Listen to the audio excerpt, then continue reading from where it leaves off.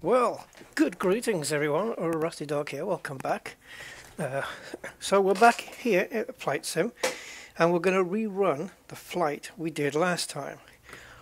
Because I've done a couple of things that may have fixed some issues. Frame rate issues that we had taking off and landing. And also how to add a custom waypoint to the flight plan. Oh yeah. Now, the difference is, there's a couple of differences I've made which aren't going to affect frame rates. Well, not too much. First one is, I've removed Manchester and Brussels as third-party airports. So this is what you're seeing now is the stock airports that come with the game. I don't think that's going to make a difference. I don't think that was the problem in the first place. The other thing is, this is obviously real time, and so this is a night flight. Again, doesn't make any difference. If I change this to daytime now, the frame rates are going to be exactly the same, pretty much. Yeah, so I'm going to show you, and I'm going to tell you what I did to boost the frame rates in this. Whether it is a fix, I actually don't know. I haven't actually tried it. But I'm going to show you guys what I did to do it. So before we do that, let me just set up this window that I'm going to show you later. And there's actually a few things I've done, some of which you might not expect as to being a fix. So one of the issues we had was frame rates, okay? And as you know, Flight Sim 24 uses DLSS and also AMD FSR3, which I'm now using. And FSR3 is basically allows, in quotes, frame generation on Series 3 cards like mine, 3080 Ti. If you have a 4090 or a 4080 or a 50 series, then sure, you would use probably the Nvidia DLSS frame generation. But I'm using ASMR. So I'm actually using Nvidia. Did I say ASMR? Yeah. I should whisper it then, shouldn't I? So anyway, I'm using Nvidia DLSS plus AMD FSR3. Now, there is a program which will work for all games that use those things, those techs, and it's called DLSS Swapper. Now, I have used it in the past, but I've now updated it, and it's basically this. And so there's Flight Sim. And so what you would do is you would go into Flight Sim, and you would realize that from the list, it wasn't using the latest version. Now, I think it is the default version shown here. I think it, yeah.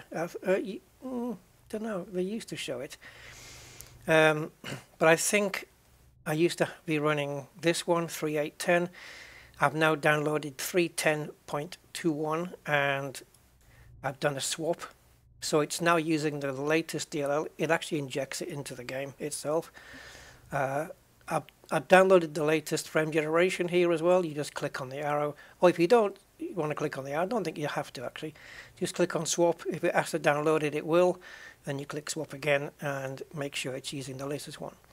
Also here, FSR 3.1 for DirectX 12. I was using an earlier version down here. I'm not quite sure which version it was using, but now I've injected the latest FSR into Flight Sim. So Flight Sim 24 is now using the latest libraries of DLSS and FSR, and if they update them again, we can inject the newer ones in. That has given me a frame rate boost of about, I don't know, 10 to 20 frames, maybe. It really makes a difference. I've also done the same with Car Dealer Simulator, which should be on this list of my games. There it is. I've injected that in. I was struggling to get 60 frames with this on high settings. Struggling to get 50. It was really struggling. to get, I think I was getting around 40 frames. Since injecting the latest DLSSs into Car Dealer Simulator, I think it was already using the latest DLSS, but not the latest FSR3. So I've injected that in. Now I can get easy 60 frames capped. I've capped it at 60 myself, but I can easily hit 60 all the time, but with the graphics up on epic. That's the difference. It's massive. So that's one of the things we've done. The other thing we've done to save on VRAM, or I've done, is to remove a lot of the junk unused scenes that were invisible on OBS. That was taking up VRAM. OBS was taking up 2 gigs of VRAM, and now it's taking up basically nothing because I've removed some junk scenes. And you know, like every 20 minutes or 30 minutes on my stream, little Rusty appears on the side and does that little subscribe animation thing. That was an entire page size, 2560 by 1440. I've cropped that down just into the corner, and I've removed all the junk scenes that I don't use anymore from this live stream scene on OBS.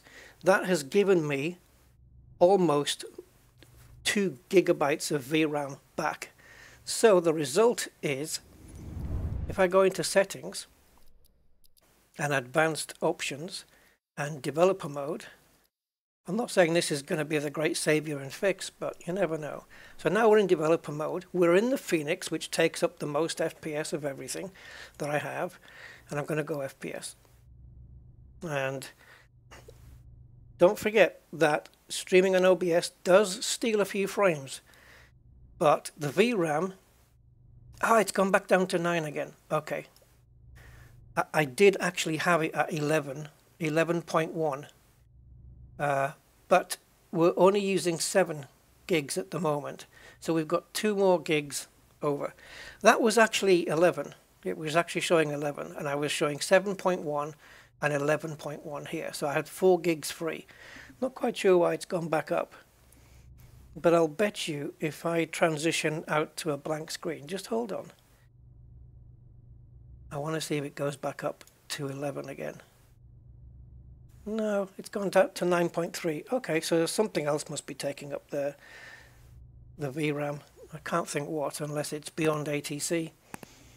But yeah, so recovering VRAM was an issue because when we were landing at Brussels airport, we got the GPU overhead, too much GPU stuff going on, and that was an issue. Anyway, I've just restarted beyond ATC. That wasn't the issue. Yeah.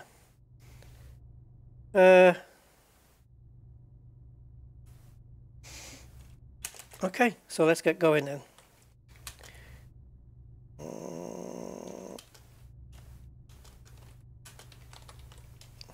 Right, I'm just gonna quit programs. Yeah, I don't know. This was at 11 and I've done a fresh reboot, so I'm not quite sure where the other 2 gigs have gone. Obviously it's OBS, but I don't know how or why. Let's have a look, see if I've got any windows showing.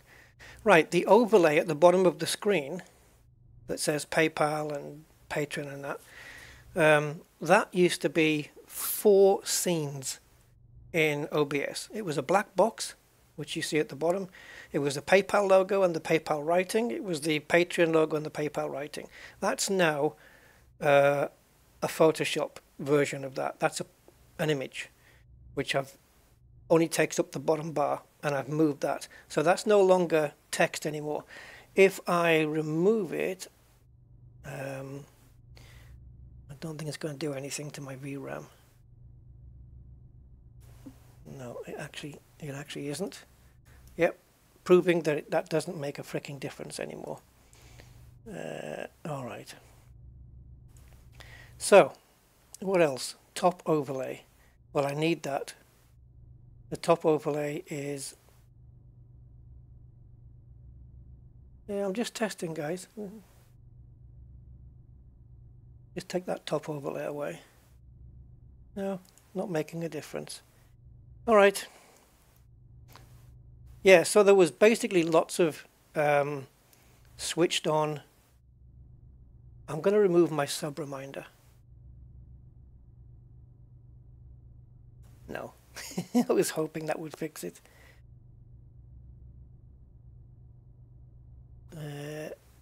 Yeah, where's that gone?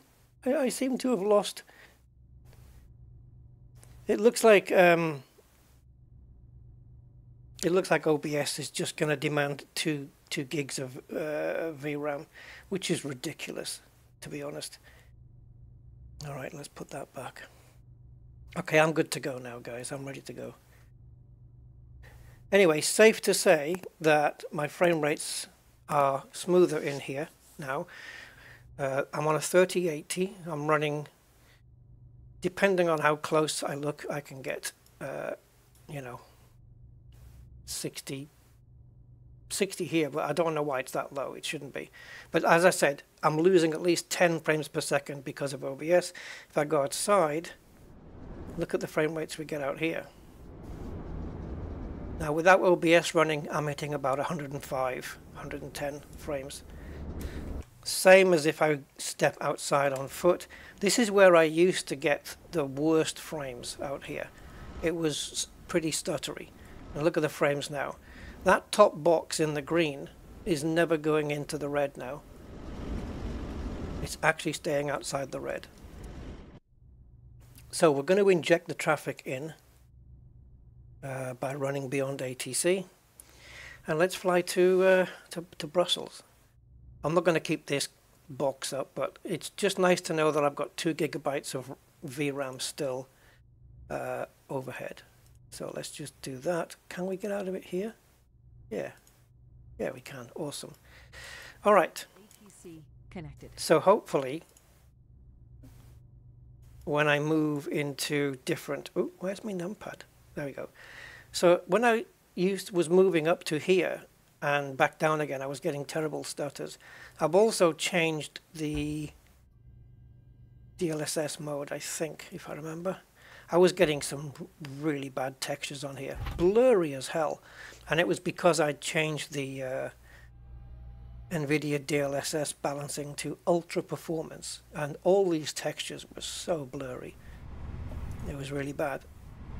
And now they're back up to, I think it's either on performance or quality. Everything else is as it was. So let me just do this.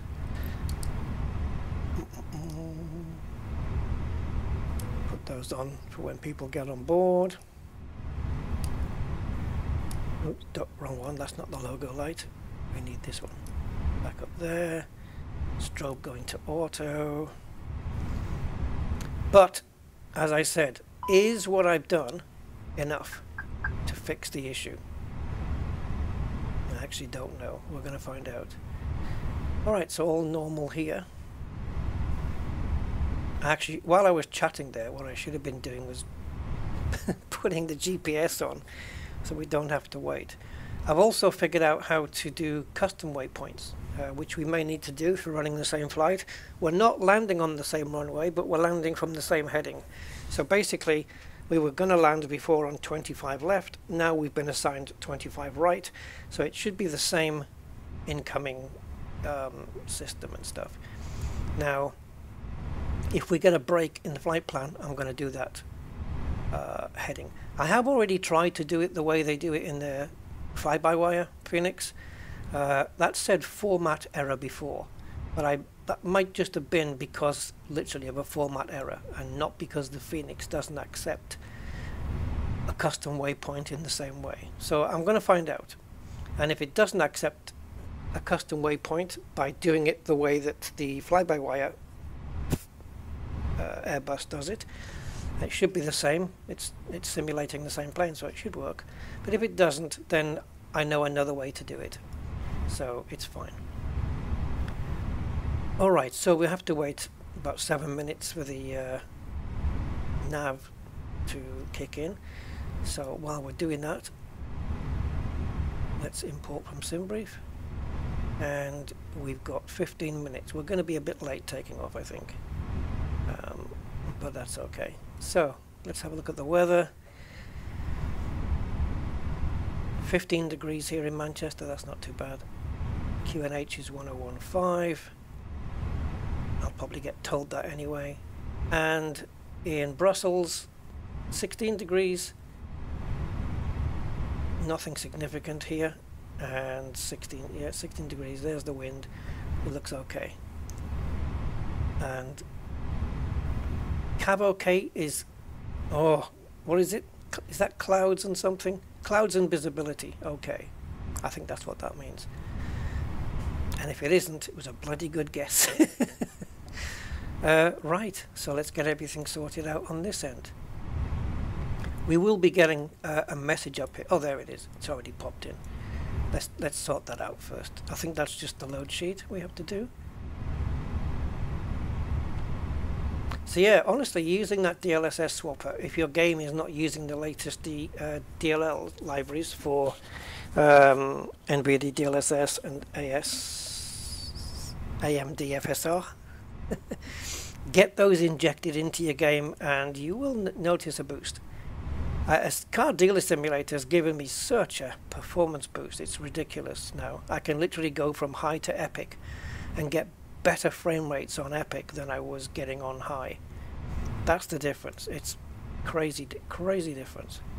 So yeah, download DLSS swapper, and just any game that you've got a little bit of a struggle with frame rates on, try those if they're using NVIDIA DLSS or even FSR3, which I think only some of the latest games are using. But yeah, try it. Okay, so let's get in here and initialize, and let's get the flight plan loaded up. This is a short flight, it's less than an hour, so I don't mind doing it again. Okay, flight number, we are running EasyJet, so it's ESY 26 and 27. I always use those numbers. And the cost index is, I don't know, 179 passengers. Okay, cost index 30. This is basically how you budget your fuel, I think, something like this. Now, last time we were cruising at 29,000 feet, and we're cruising at 29,000 again. So let's put that in. Alright, let's load up the wind information for climb and descent. Once again, our call sign is Donosti 2627. There we go, there's the wind. Okay, so flight plan. Are we going to have that problem that we had before? Right, so let's have a look. It looks like the SID and star that we fly out on and fly back in on is the same as last time. So let's run that. Departure. We're departing, hopefully, if they assign it to us, runway 23 right. I don't really care what runway I fly out on, as long as I can fly in on the assigned runway. I just don't want runway 7 on the way in to Brussels. Right, so we're flying out on Sandbeer 1, or however you say that. Sandbeer. Using the letters as numbers, the numbers as letters. I don't think you're supposed to do that, but anyway. Right, flying into Brussels and arriving, instead of 25 left, we're flying into ILS 25 right, and we're using the cock bar approach. There it is, and let's insert that into the thing. Alright, there's the flight plan. So I can't check it on here until the GPS is in alignment, because the plane hasn't got a clue where it is right now. It doesn't know where in the world it is, so we'll just have to hold off on that one. Is there anything I can do next? I don't think so. Well, yeah, we can add this in. That's not going to make a difference to GPS. Alright, so let's do that. Let's go to mass and balance. This is loaded up from the SimBrief flight plan. So we're going to load the aircraft instantly. I'm not going to mess around with actually getting passengers on board. We're just going to instantly load the plane. So the cargo, the passengers and the fuel are now on board, and let's now pass that information on to the MCDU. So that should fill in this page for me, and hopefully a little bit of extra time would be nice. Thank you. So basically saying that once you land at Brussels, you'll probably have 2.4 tons of fuel on board and an extra 112 minutes of flying time. That's just in case, that's extra fuel in case we can't land at Brussels, but that situation's not going to play out, so not worried about that. And now the performance details, well, we can work that out from here as well. So we're flying out runway 23 right, it is dry. We want optimal flaps, whatever that's going to be, 1 or 2, whatever. Are we forcing toga? No. Basically that means, are you going to be climbing out with full throttle? No, we're going to be flying out on only the throttle that we need based on the weight of the aircraft. So we're not going to go. It's strange that that's what that means, toga. Toga is takeoff go around, but it actually means when we take off we'll be using 100% throttle. But depending on the weight of the aircraft, if you're not full and your cargo isn't loaded up, you might not need full throttle. Maybe 90% throttle or 88% throttle will be enough. And that's what this flex to temp and all this stuff's going to do. It's going to work out the amount of throttle required. So we're not going to force full throttle, no. Anti-ice, we don't need it. We're not lower than 10 degrees here. The packs, basically air conditioning and stuff, will be on at the time. And that's it. So if we load that up, we'll get the takeoff weight and just synchronize the weather in case it's changed, and it hasn't. So calculate, and there's our speeds, there's our flex to temp, and let's send that to the MCDU, and that fills in this page. So flaps 1 has been the calculated amount of flappage, and we've got nav accuracy upgrade. In other words, the GPS is online. So that means we can now test the flight plan. Okay, just like yesterday, we got this little loopy bit flying out. So let's run it down and let's see if we get that discontinuity that we had last time. And then if we need to put a custom waypoint in, we will. I don't know how that's going to affect. Oh, we're not getting it. Oh yes, there it is. Okay, lovely. So these are not waypoints. We've got limit and decel. These are not waypoints. The last waypoint before the discontinuity is Kirky, and then that goes on to Uveti. So if we zoom out here, did I zoom out too far? No, go on. Right, so there's Kirky, and then basically the line is gone. I know the text is covering that, but there's no line between here and here because we're landing from this way in. So basically we need to go along here and then turn around and get onto Uveti. Now when we get to Kirky, I can just manually tell the plane fly this heading and turn around, or I can set my own waypoint. Now I'm disappointed here that it doesn't have degrees on there. I can't switch it to the other art plan because it doesn't show this in the same way. So north is 0 degrees, east is 90. I actually know that the incoming course on this runway is 253. I'm just going to double check it though, because there is a way to calculate this so we can run pretty much parallel. So let's go to Navigraph, go to Brussels, and let's go to, actually I want the,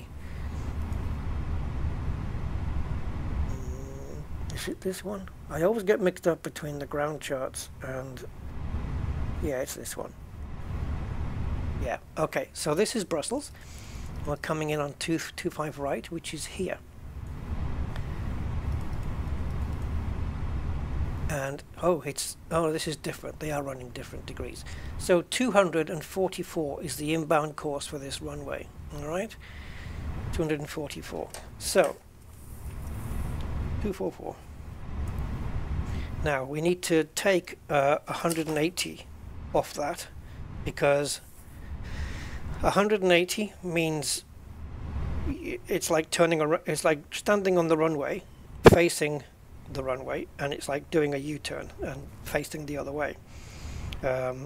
So it's basically a way to find out what degrees you need to run on in order to run parallel. So you can add 180 or you can take away 180. Comes to the same thing. So that leaves 64 degrees.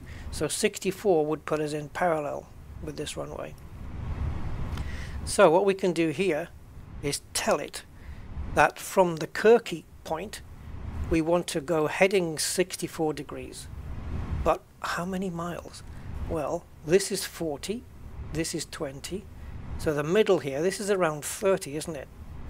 So if we tell it we want to fly from Kirky at a heading of 64 degrees for 30 miles and plot a point right there, then we can plot a point pretty much anywhere we want, as long as we tell it. So we want to go, and let's see if this format works. I'll see if I can get it right. So we're going to replace the discontinuity with a brand new custom point. Let's see if it does it in here. I haven't actually had any success doing it from in here, but I only tried once. So Kirky is the waypoint we want to fly from, and we want to go at 064 angle, and we want to go for 30 miles. I'm just going to do 030. It might not accept 030 actually, but we'll see. Oops, where did I get that from? Right, so from Kirky we want a waypoint fixed at 64 degrees heading at the 30-mile marker. And I want to put it here. There we go. And look, this is the yellow line. Ignore the blue one. There's the yellow line. And there it is, PBD, which is basically a pilot's custom waypoint. Okay, so we're going to insert that into the flight plan. But now we have a discontinuity between PBD, our custom waypoint, and UVETI. Problem? No, not at all. Because now we're just going to clear that discontinuity and join up PBD and UVETI. If we click on Insert Waypoint, look at that. Look at this. That's flyable. We can fly that in. We could have gone a bit further out, maybe 35 miles, and then turned and made a nicer curve out of it. But the plane will do this absolutely fine. And that is a nice, clean flight plan. Lovely. How cool is that? Right. I guess we better tune into the ATIS now. So let me just get the frequency, 128.180. I could do this manually, couldn't I? 128.180. The software will do it for me, but I'll do it this way. Swap over to live. Come on. Runway 2 tree right. Departing runways 2 tree left, 2 tree right. Yep, that's what we got. Level 050. Yep. 5G notice in effect. Advise on initial contact you have information Foxtrot. Foxtrot. That's what we need. Foxtrot and just a confirmation of the QNH, Foxtrot. which we think is this. 342 Zulu. Wind 190 at 7. Visibility 10 miles or more. Few clouds at 2,500. Temperature 15. Dew point 12. QNH 1015. Beautiful. Conditions. Okay. Landing runway 2 tree right. Let's switch to clearance then. And let's talk to these people. Manchester delivery. This is Donosti 2627 with information Foxtrot requesting IFR clearance.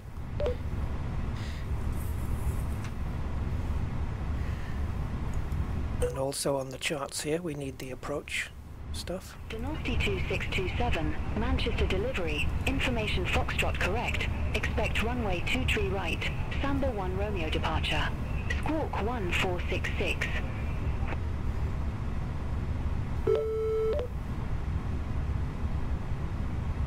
Come on, before I forget what you just said. Samba 1 Romeo departure. Oh, that's my autopilot doing that. My pretend first officer. Not autopilot. I shouldn't say that. It's confusing. Donosti 2627, read back correct. Contact ground 121.855 when... Right, so this is ILS or localizer runway 25 right. We've got a Cat 2, Cat 3, so let's just... I think we're running in Cat 2. I think the charts are going to be the same anyway. Right, so all I'm interested in here, we know the inbound course is 244 because it told us. I could have used this freaking chart instead, couldn't I? But anyway, the runway is 102 feet above sea level, and the decision altitude is 200 feet above that. So the decision altitude is 302.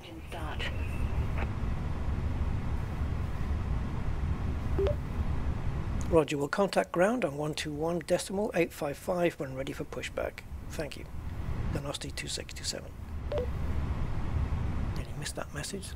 Okay, so there we go. 302 is the decision altitude. Ground on 121.855. That's what I said. Roger, contact ground on 121.855. Donosti 2627. I did say that. Alright, final altitude is 2000 here. That's it. That's all I need. Bruno. Oh. Ooh. Bruno. Is that... Oh no, that's... Bruno is a racetrack, but it doesn't have the U in it. It's BRNO. And it's nothing to do with Brussels. So that's just my head. Right, okay. We're good. Night charts. Right. Guys, that's it. Let's bring this in to a bit more closer range here. And we have another company message. They don't leave me alone, these bastards.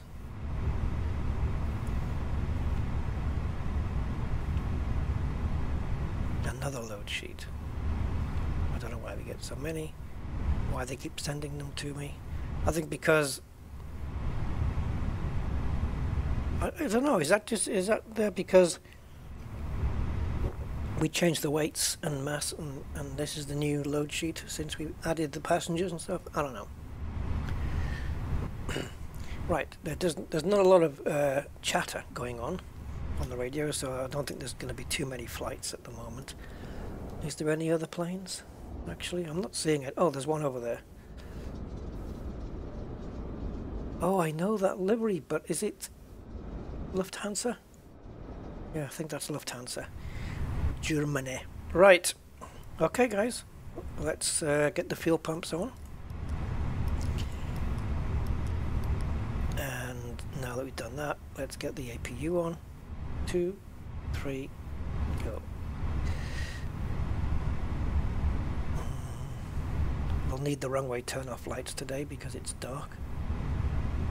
Turn off? Yeah, runway turn off. When I said that in my head, it didn't sound right. Runway turn off. I'm going to turn off the runway. I'm going to switch it off altogether.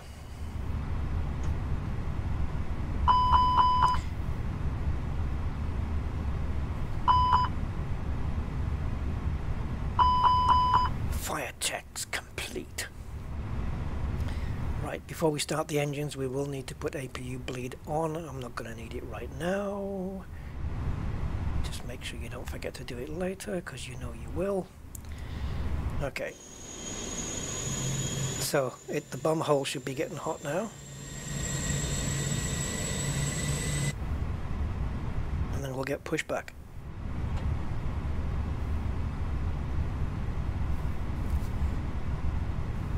Oh, it's going to be nice that the ATC isn't chatting a lot, because it means whenever I want to talk to it, they'll be ready just for me. Oh, the squawk. What did she give me for the squawk code? 1466. Yeah, this is the transponder. So in case we crash into a million pieces. This is our, no, this is our little signal. Beep, beep. that lets, so they can see us in the air. They know where we are, basically. Transponder signal. It's like having a little GPS tag on you, basically. It's just so if I turn this off, if you're working in air traffic control and you've got all the planes mapped on the map, little dots just flying from here to there, and you keep track of everybody. If I turn my transponder off, my dot will disappear off their radar. There's another plane coming in. So if he turns his transponder off, he'll disappear from here. And ATC will not be able to track them anymore. But it's very, very illegal to do so, and I would imagine that you would lose your license if you tried doing that. So yeah, and obviously these are different frequencies we have to run on, and we've been assigned 1466 today, so let's do that. Right then, I think we're ready. Is the APU available? It is available. No, seat belts, no smoking signs are on, parking brake is on, and I'm going to give myself, last time they didn't clear me all the way up, so I'm just going to do it myself, all the way up. The plane will obey any constraints on the flight plan, so here at horn 58, is that? We have to be at 5,000 feet, so the plane will hold itself there automatically until it's permitted to go up. So we're good. I'll put the constraints on the display as well, so that we can be seen on here. And that's it. I'm ready to go. Manchester ground. This is Donosti 2627 requesting push and start. Now if I flick the beacon light on, GSX, pushback and engine start approved. Face southeast. Southeast means nose right in this case, based on where we are. Roger, we'll face southeast. Donosti 2627, thank you.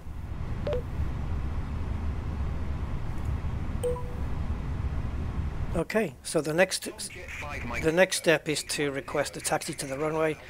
So let's put the beacon light on. Echo, November Alpha, November Charlie. And that will kick in Alpha, Bravo, GSX, I think. November Alpha, November Charlie, Tomjet 5 Mike Tango. Looks like we just switched over to APU power. Why did that take so long? Are we doing it? Yeah, we've got Luke and his lightsaber, Darth Maul there, and his double lightsabers. Yeah, so they're initiating pushback now.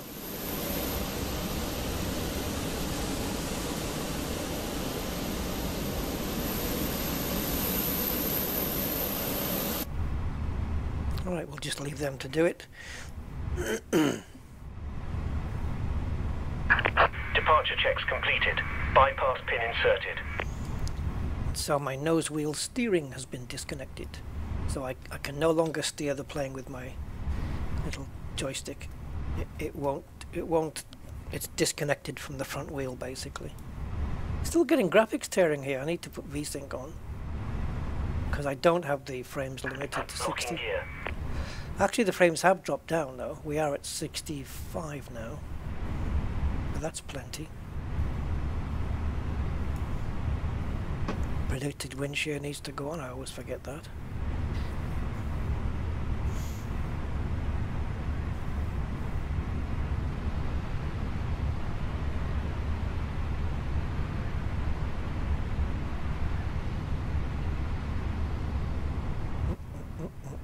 Come on.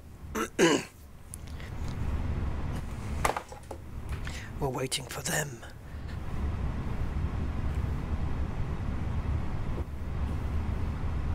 Yeah, we've lost 20 frames per second. I know we've got traffic. Bravo, Delta, Quebec. We've got traffic at the airport now, but it could be since all of the Gate 28 via Alpha. GSX Alpha, Bravo. Delta. If you want to call it traffic, the vehicles, the tug and everything, and the people, could be that. But as long as it doesn't drop down to like 14 and 8 frames per second on takeoff, I'm happy. What's taking them so long?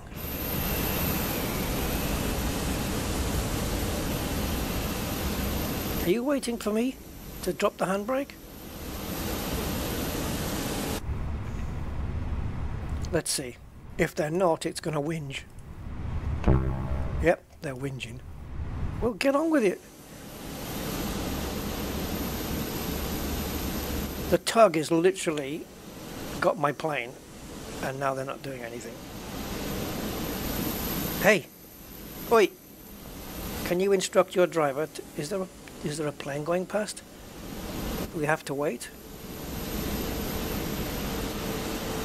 No.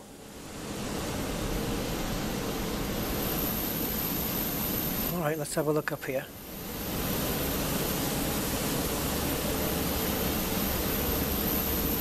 That was right. Oh, I don't know. Parking brakes, please. Oh, what the hell was that? Commencing push. All engines clear. Start at will. Good old Will. APU bleed on.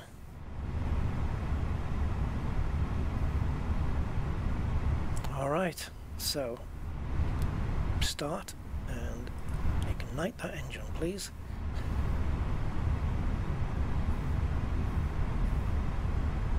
N2 will kick up to around 2022 and then N1 will ignite.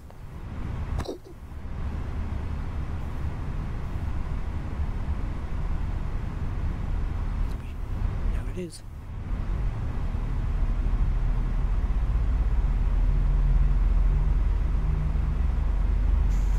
Let's see if I remember to time my flight. Just press this button. I bet I won't. I bet I'll forget. Right, so this should come up. The advised information Golf now current. See, this is the throttle we're going out on. 85.7%. It's available now, the engine. 85.7. So we're losing. We're not using 15% throttle out of the available 100. Right, that engine is up. Let's start this one. Are we in position yet? Oh, almost. There should not be a plane coming. Set parking brakes. Yeah, what are you going to do now? How did this happen? Oh, I know why. Because GSX isn't...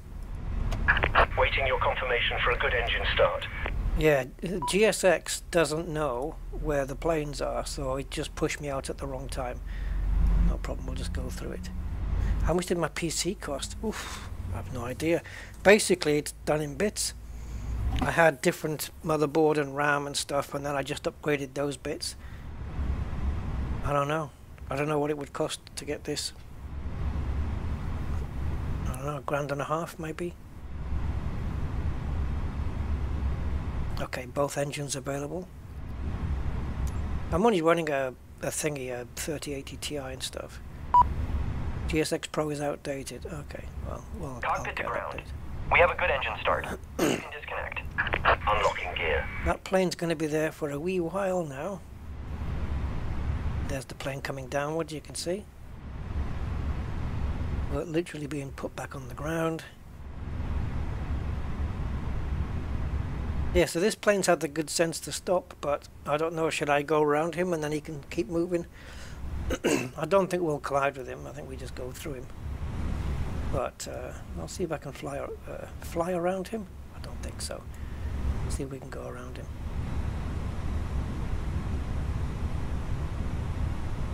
Why are these showing two different things? Oh, okay. There you go. Tow truck disconnected. Bypass pin removed. All right. Left is clear. Right is clear. So now we're going to get waved and told that we're fine. In the meantime, guys, let's drop APU and APU bleed. We do not need that switched on anymore. Let's put the taxi lights on. Actually, let's wait for them to disappear. Okay, that's flagged down. Hello, David. I don't know yet. We're going to find out. That's what this test is for. Yeah. Well, I'm running it on a 3080 Ti. LKK, if you type exclamation mark setup in the chat, it'll give you my entire computer. Alright, so now we want the taxi light on, and let's get the runway turn off lights on.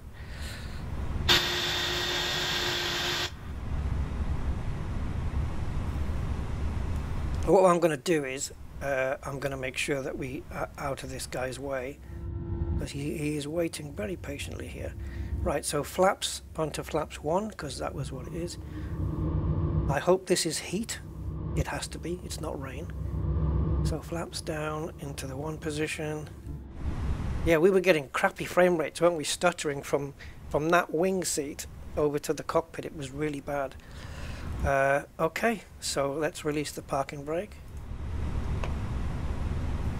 And I will move out of your way, fellow EasyJet pilot.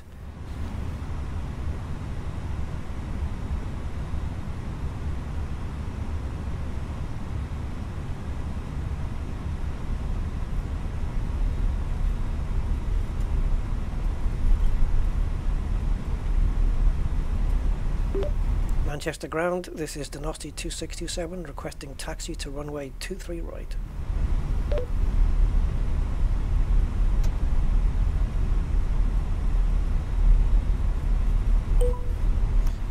Did I say that correct? 27. Runway 23 right Yes. via Echo, Lima, Papa, Kilo, Juliet. Roger, taxi to runway 23 right via Echo, Lima, Papa, Kilo, Juliet, Donosti 2627. Did I give that plane enough room? Is he moving? Is he going? Where is he? There he is. He's going over to park. Alright, I need to get back on my my taxi line, because I am way off.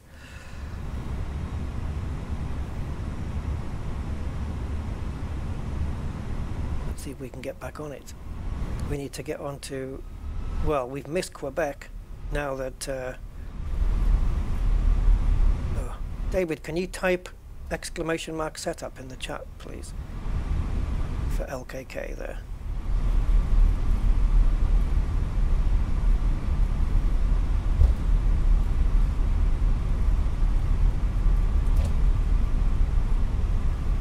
Thank you, man.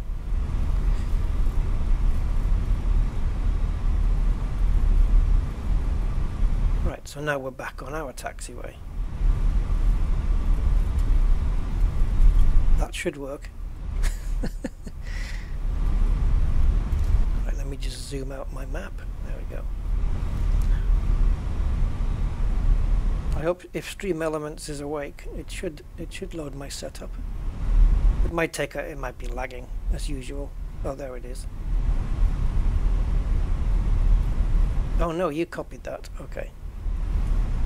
Yeah, that's my setup, LKK.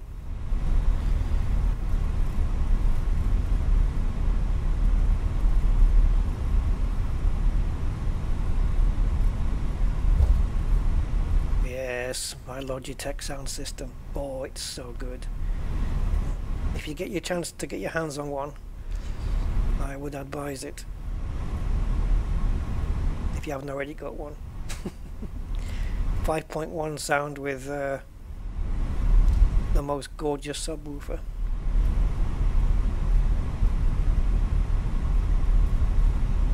Now it looks like we're turning off here, right? Okay.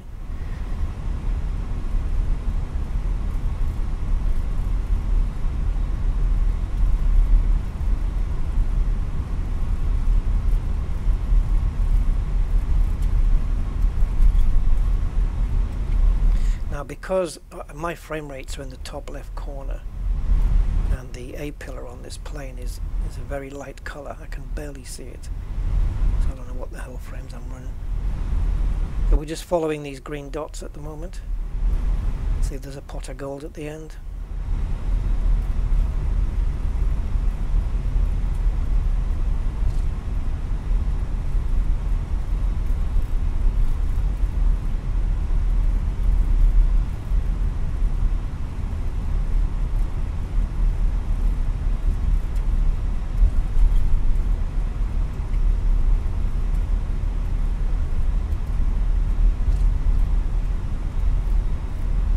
So that little checklist that we have on the screen in the middle of the plane there, we'll follow that when we get to the runway holding point.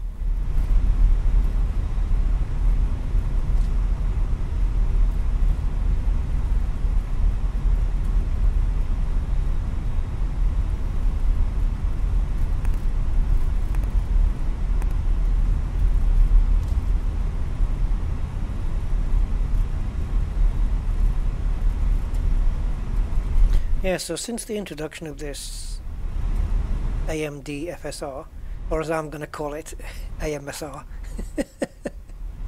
Hey, AMSR, playing with Rusty Dog in Flight Sim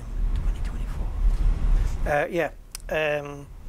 Since that's been introduced, as long as you've got the libraries all up to date, it really does make a freaking difference, because I'm essentially telling the sim to run this at 30 frames per second, 50% of my monitor refresh rate. Contact Manchester Tower 118.63. Thanks for the interruption.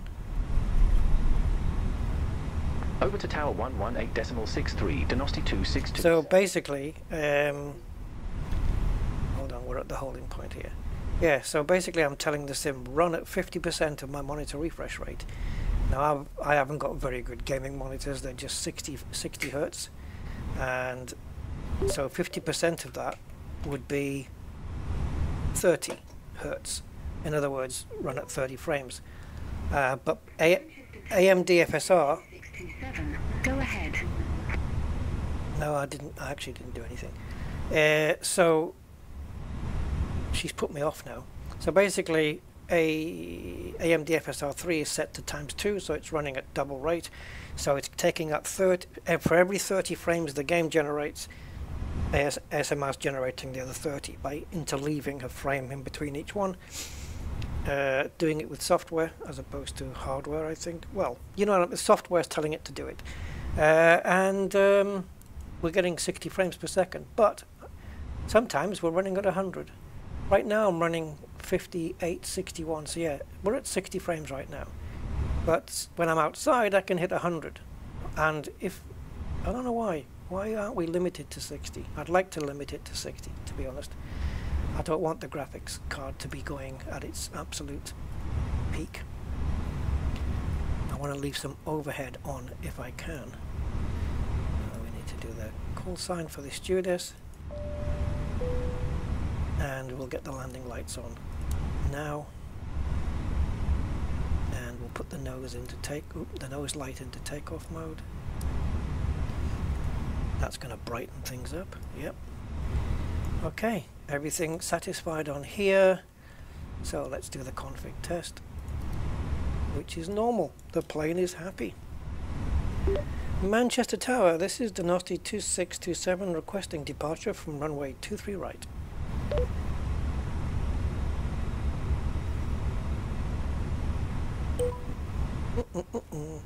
Dynasty 2627, Manchester Tower, wind 200 at 7, runway 23 right, cleared for takeoff. Roger, cleared for takeoff on runway 23 right, Dynasty 2627, thank you. Okay, let's go get them. You're welcome. Oh, I'll send her a bunch of flowers.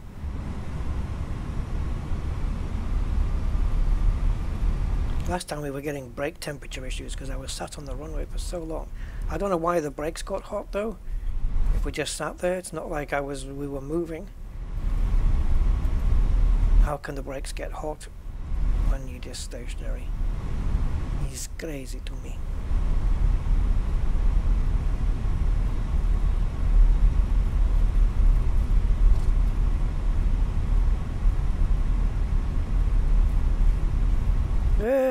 It's Christmas, guys.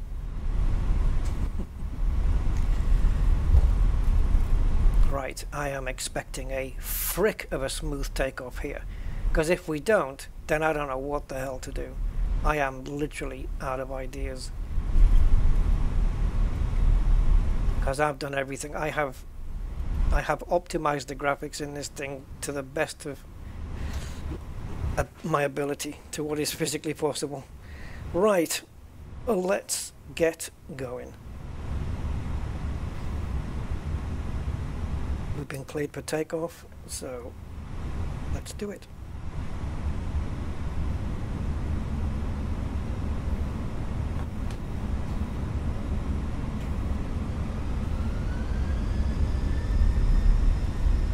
Okay, we're stable. Let's go.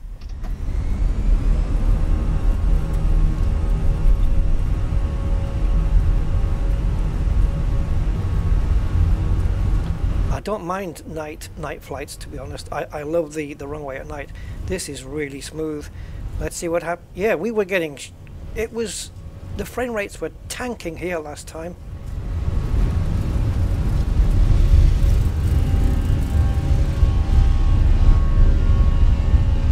Gear up.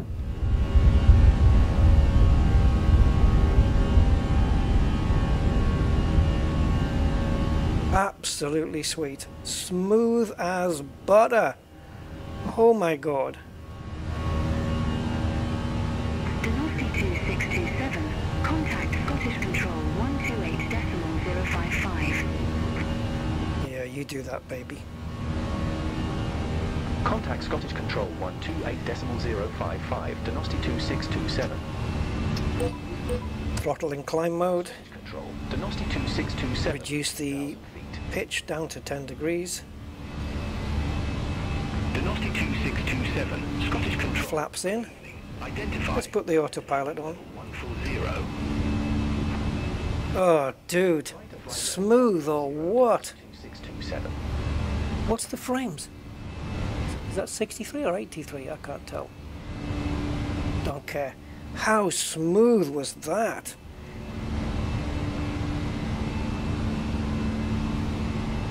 My engine switch not in the normal position. Oh, you mean this? I don't know, because I missed it. Doesn't matter. It's not a big deal. Sometimes you can leave it running if it's crappy weather, I think. Yeah, don't nitpick with my flight, man. Yeah, you'll be here all day. I'm not a pilot. Right, 73 frames per second here. 69, 76. That is smooth as you like. Right, we've been cleared up to 140. Doesn't matter, I've cleared myself up anyway.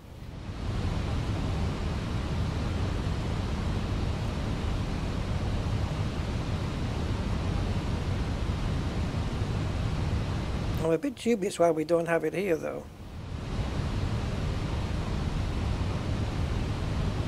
I'm just going to force the plane up a little.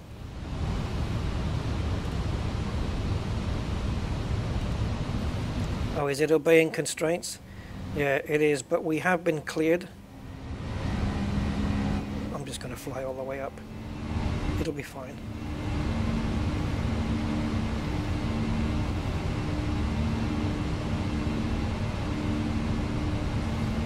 Yeah, very nice. And what on earth just happened here?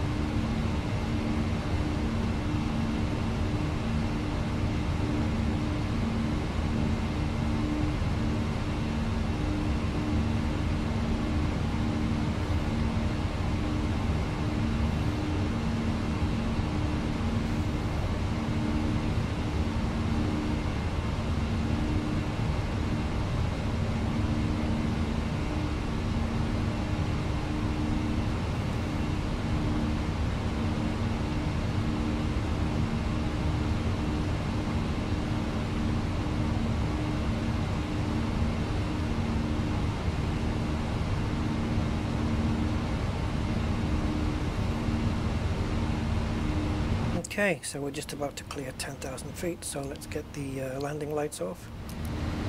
And let's take the seat belts off as well.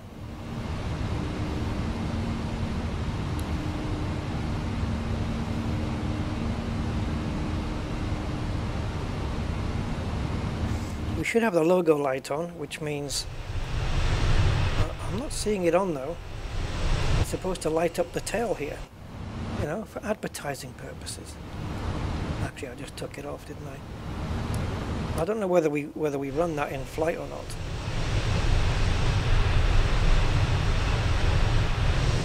Oh, I put the wrong one on. Hold on. Velocity 2627. Contact London Control 118.775. Yeah, here.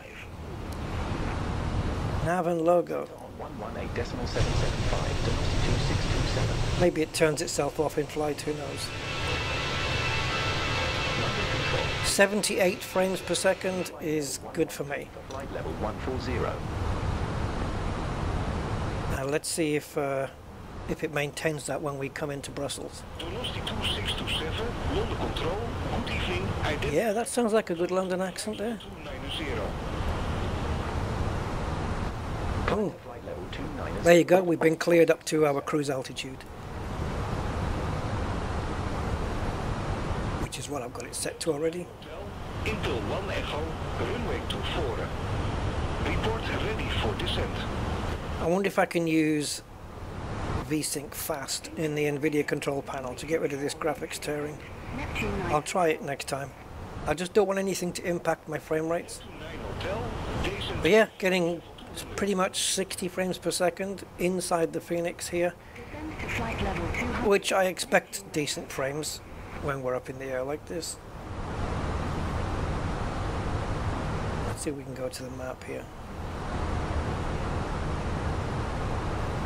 Yeah, well, I'm not running the same way as EasyJet do. As I say, I'm not a pilot. I don't fly for EasyJet. I don't know all the ins and outs of every airline. So I'm a gamer. Just basically take it as it is, basically, because there's no way I'm running. You know, I know there are real pilots who run Flight Sim 2024. I'm not that. I'm just a gamer who likes to fly flight sims. I've not been trained, and I don't know EasyJet's ins and outs. But yeah, I always fly with the wing lights on. I don't know what if it makes that much of a difference, or what the purpose of flying them off is. I don't know about that stuff. Ah, yeah, we can't see this. There's a bug in this thing where it's not. It doesn't show the display.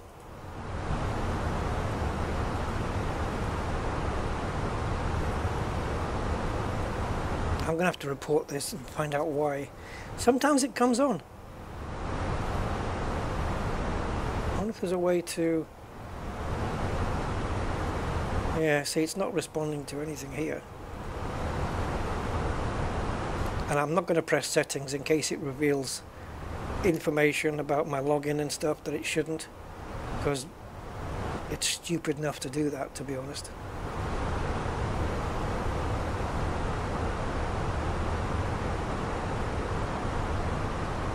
Yeah, none of these settings are actually working. Nothing.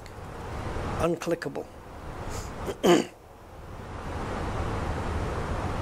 What's this? I don't know what the reset will do.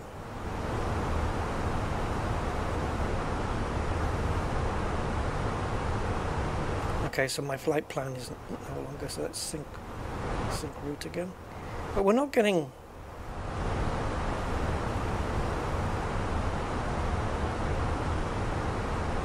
Yeah. Don't know. It's broken. I'll have a look on the Fenix Discord and see if they know about this.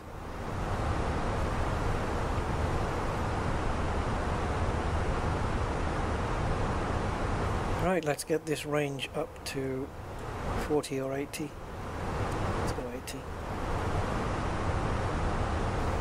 And let me just check. We have top of climb, 15 miles after Horn Solo. Let's have a look out.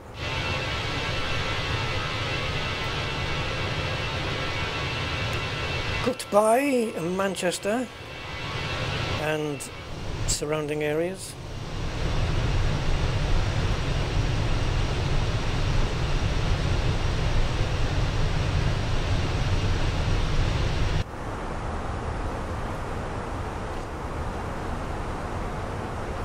There you go, wings off.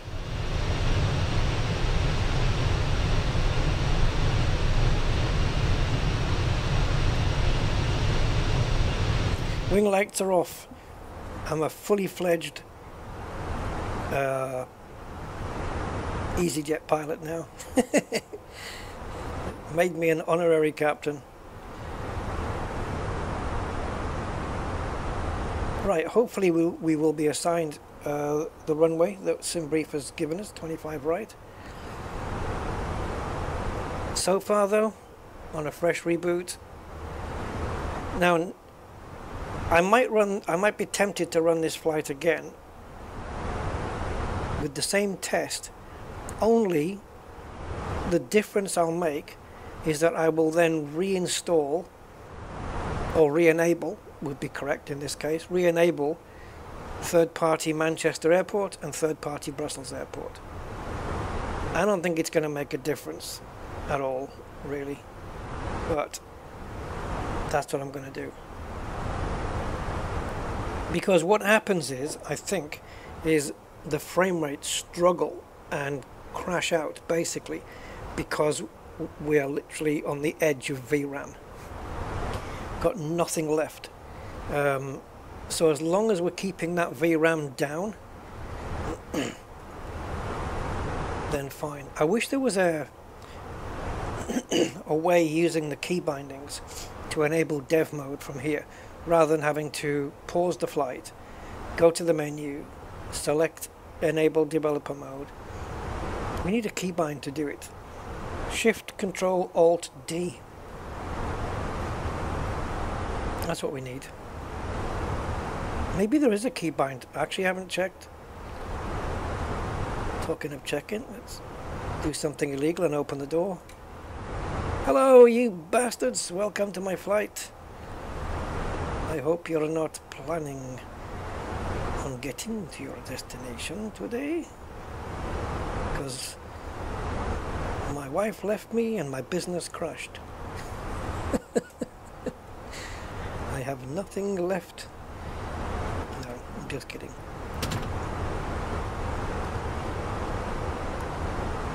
We should lock that door.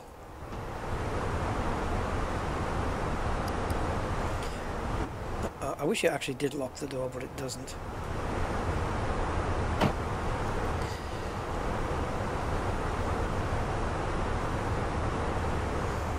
So where are we? 26,000 feet and climbing.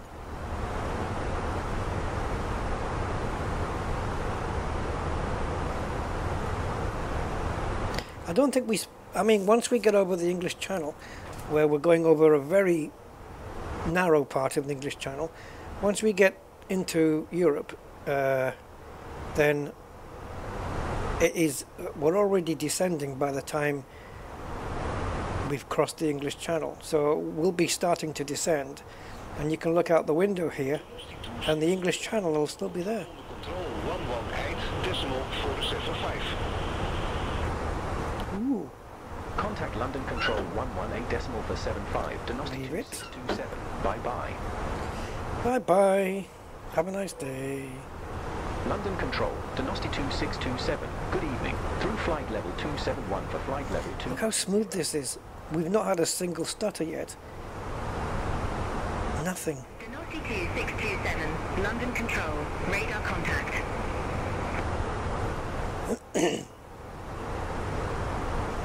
So, top of climb coming at the blue arrow, which is when the plane reckons we'll hit 29,000. And I agree with it.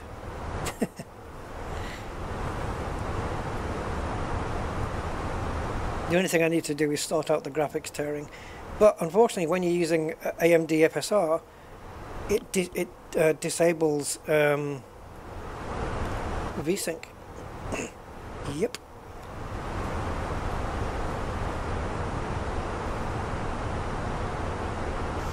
I keep forgetting which is the brightness control over here. Isn't it the floodlight? Isn't it? Oh, that's no, not that one.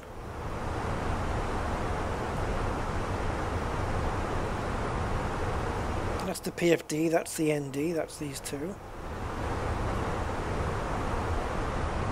I didn't start the chrono, did I? Which is the... this one changes the display of the FMC panel. This one...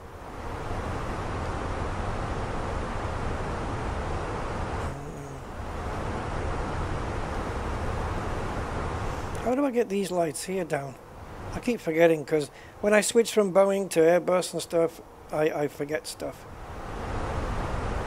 It's not this. And the floodlight is off here.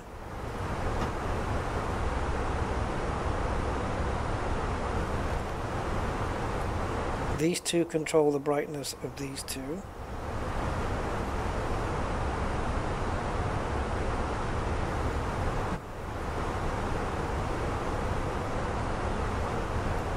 So where's the brightness control for this? Isn't it? It's not this? Oh well.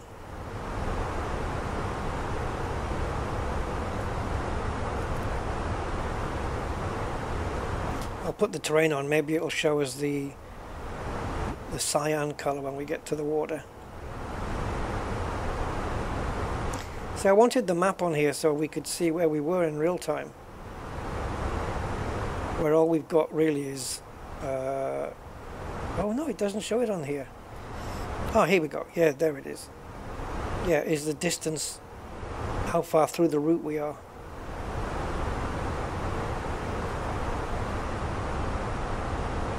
And the battery's charging on my iPad slowly. Unless I pull the cable out, in which case it won't. Alright, let's step out. Got very low cloud. The rest, there's nothing above us, it's all very nice.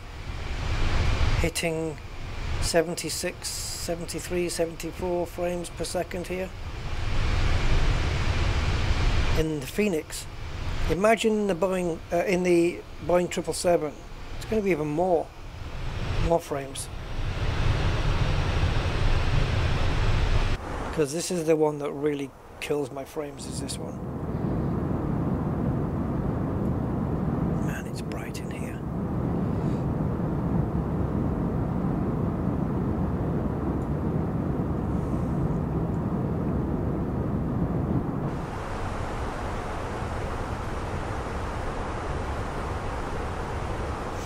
Yeah, and we've added that custom waypoint, so what I'm curious about is how Beyond ATC is going to handle that, because it doesn't know I've got that, so it's going to give me different instructions. Fly to this heading, fly to that heading. So I'm just going to have to ignore Beyond ATC's instructions on that.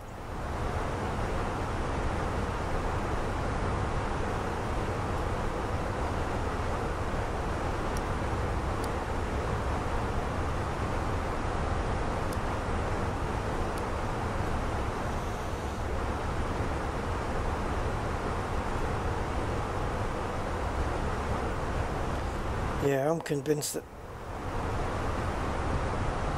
because there's no backlight. Oh yeah, wait a minute. So I think this controls the LCD displays here, or LEDs, whatever the hell they are.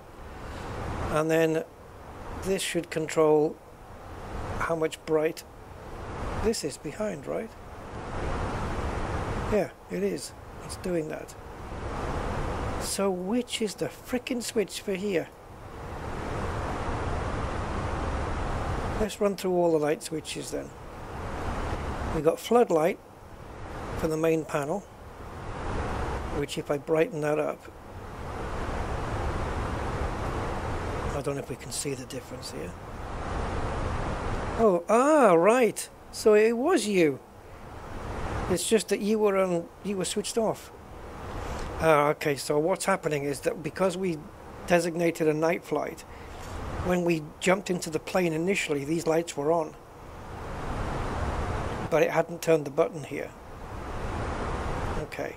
So now the only other one I want to dim down is the overhead. No, not that one.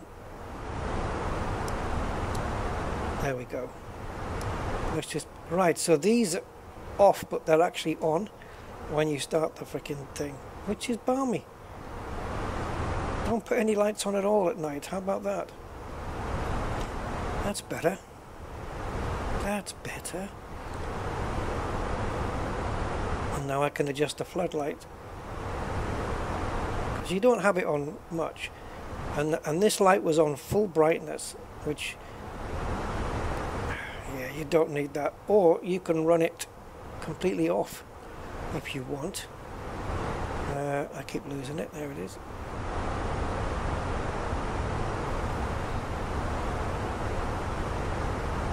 Pilot's preference, I guess. I'll put it in this mode when I want to go to sleep.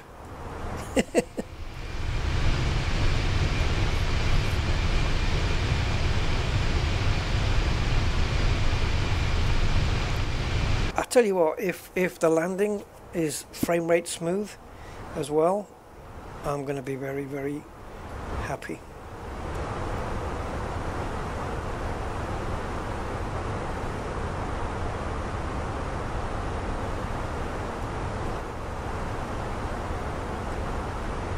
Is that blue? Looks blue, doesn't it? That looks like the beginning of the English Channel. There's our midpoint.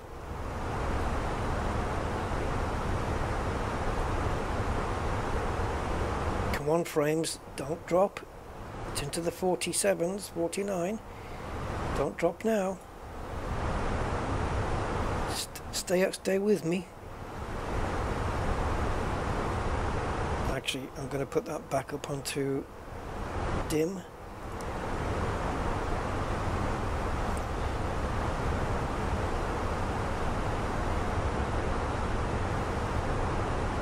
Okay, 56, 57. Oh, frame rates have gone up since we put the light on. Weird.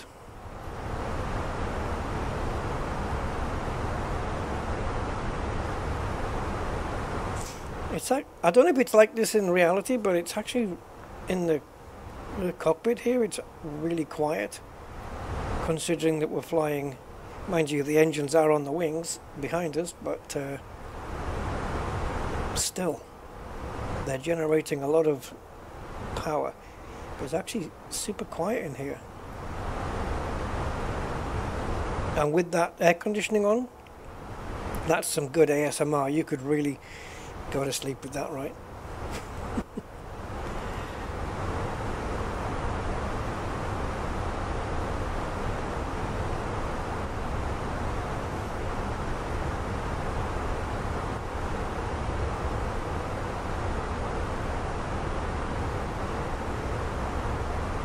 London Control, Easy 58 Delta Foxtrot, flight level 340. Another EasyJet being told, or telling ATC that they're at 34,000 feet, way above us. I don't know where they are though on the map, on the radar. EasyJet 58DF. Are they within any particular range? Or are they maybe behind us? Oh, what's this? Yeah, no. No. I've got no traffic on my sensor at all. Sensor. See, that's my elite dangerous mode. Yeah, my navigation. I got no traffic. There's it VIP. We flew to that yesterday.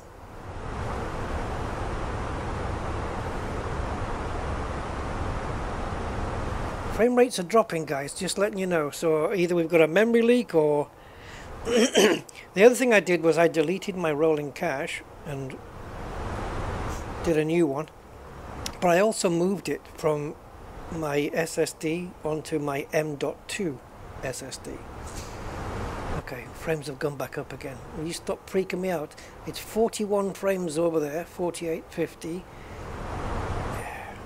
Man, it's freakish. Just stay smooth. Alright, just stay smooth. That's all I'm asking. And especially when we land.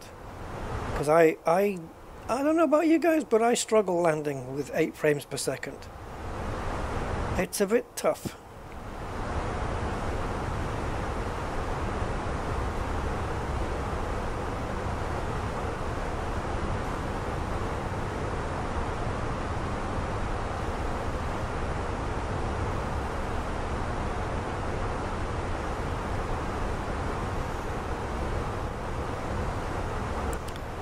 Yeah, that shows a black display.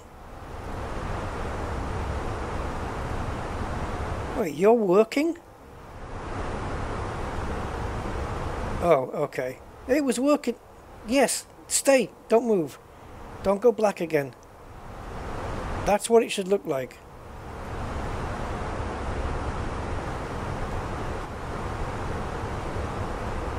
So why can't I get that? That's not fair. Ooh! Oh! Ooh! No! Sky Europe 474, flight level 3 number 0. Right, there we are. There's the... See, we're getting... That's the narrowest point for the English Channel. And we're just flying above it. Don't stop flickering. Ryanair 1898. Contact Stansted approach. I didn't zoom in just in case. Contact. Should I hit low? Should I hit the to center the aircraft? Look at all the different airways, man. Jesus. Should I? Dare I?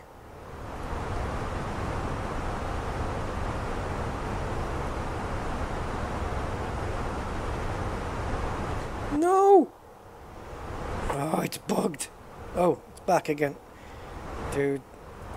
Freaking tablet.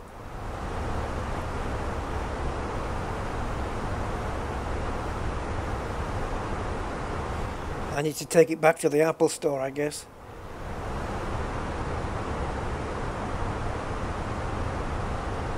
Oh well. Right, there's the water.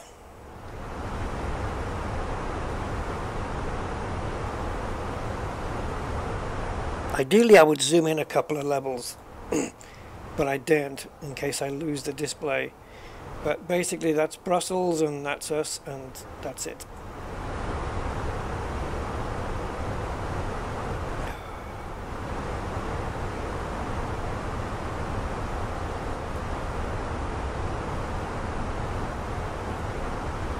I'm going to see if I can take a screenshot of this.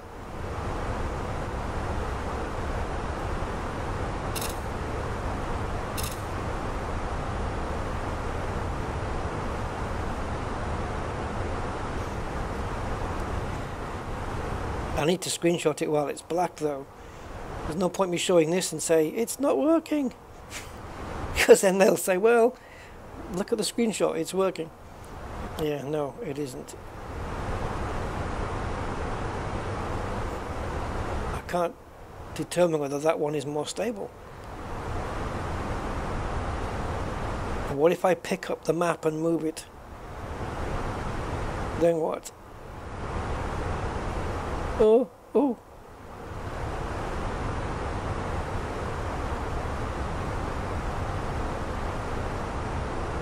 All right. I don't know why it's just suddenly started working, but I'll take it. Man, it looks like we're so much closer to the ground than what we are here. Goodbye, England. I'll be back. Runway 23 right. Hello, Europe. Mike, runway 23 right, EV58 Delta Foxtrot. Right, where's my... Denoti 2627, London Control.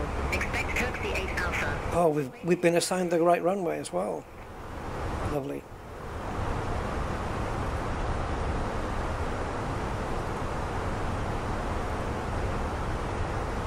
Right, let's have a look. We have to move. No, I don't have to move away from that screen. I'll do it on here. First officer's privilege. Denoti 2627, London Control. Expect Coxie 8 Alpha, runway 25 right. Right, so what I'm going to do it from here. I'm going to enter the destination data as the first officer. Why? Yeah, I've noticed this happening as well now and again. That the text is... Look how slow that is.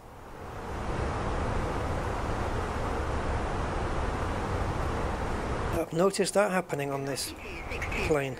London Control. Expect Coxie 8 Alpha, runway 25 right. Right here. 27.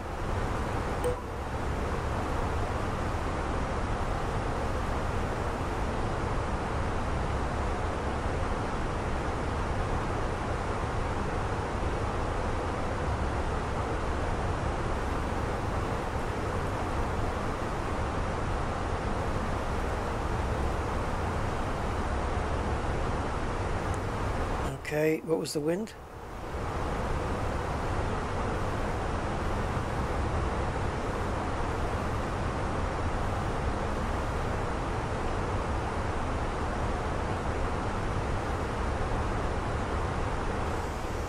And the decision altitude was 302 feet.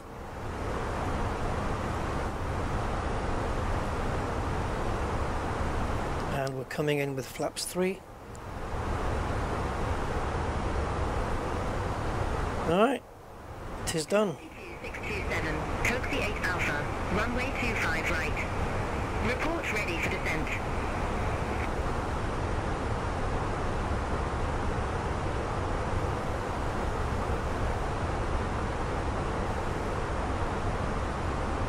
My auto-respond isn't auto-responding. Coxie 8 Alpha, runway 25 right. Call when ready. Denosti 2... Weird happenings going on. My first officer not auto-responding on the radio. Weird.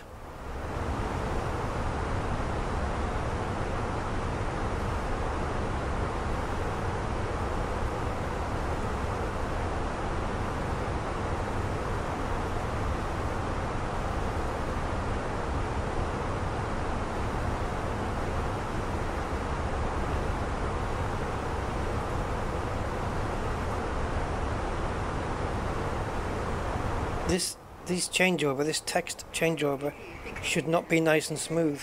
1,000 feet, Q and H1021. Dude, what's going on? Descend to 4,000 feet. Denosti 26... They're clearing me to descend. I haven't told them that I'm ready either. We're nowhere near the top of descent.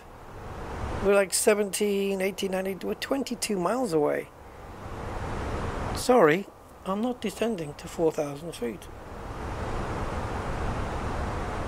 I might have to turn it off at this point. Easy 5, 8 Delta Foxtrot, Leicester 1 Mike, runway 23 right. Report ready for descent. Leicester 1 Mike, runway 23 right, ready for descent. Easy 5, 8 Delta Foxtrot. Easy 5, 8 Delta Foxtrot, descend to flight level 200. Obviously some kind of rendering issue going on. 200, Easy 5, 8 Delta Foxtrot. Wait a minute, are we still there? Yeah, we are. Denosti 2627, contact Brussels Control 125.0. Contact Brussels Control 125.0, Denosti 2627. Bye-bye. Brussels Control, Denosti 262. Telling the plane we want flaps 3. Via Coxie 8 Alpha, flight level 290. Frame rate 56, 57 at the moment. Denosti 2627, Bruxelles Control, radar... Hello, Brussels. Where did you sprout from? Ooh.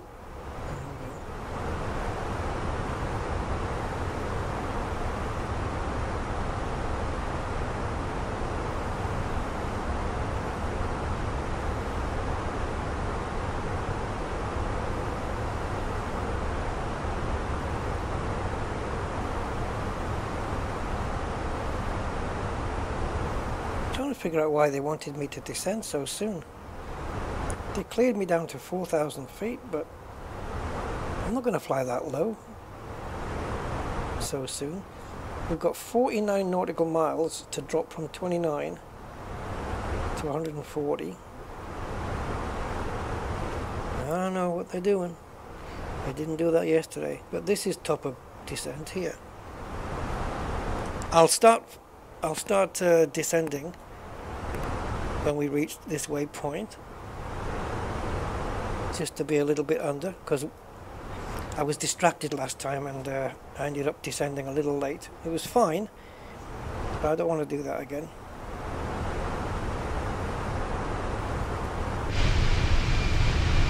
Alright, that's the end of the English channel. Or is it going to get changed to the America channel at some point? Who knows?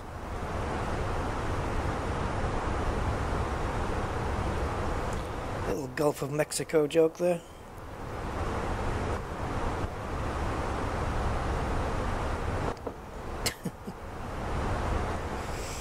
Oh boy, what a strange world we live on.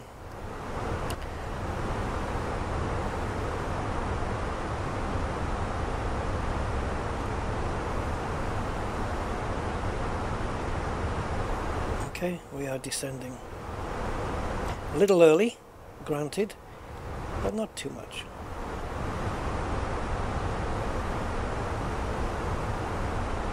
So this is bound to go up a little bit until the plane corrects itself, which I'm fine with. So yeah, it's a nice short flight, this, good for little tests like this. I'm sure I could find something a bit closer, maybe Gatwick to Paris. By the time you get up to cruise, you're coming down again, basically.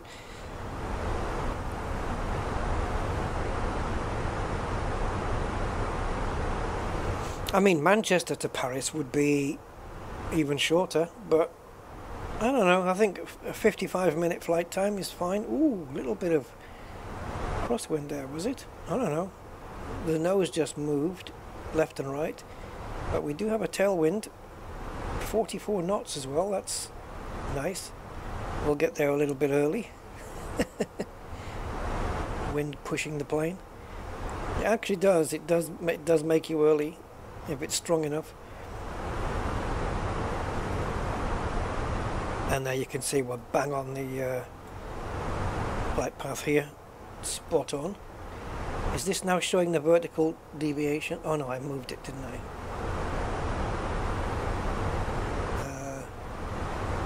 Yeah, where do we get that from? I keep forgetting. It's not there. Is it here? Yeah. Yeah, so we're 17 feet higher than we should be. Disaster. Not a problem.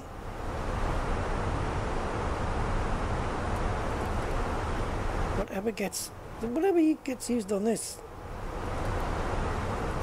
I never see the messages on here, and I've never printed anything out. I know the printer works on the fly-by-wire here, the printer, but I've never printed anything out on here. I don't know if it works on this. Hey Dan, how you doing? 07. I am your captain today, not a commander. But I'll take it. We're just descending into Brussels Airport. So far, frame rates holding very nice.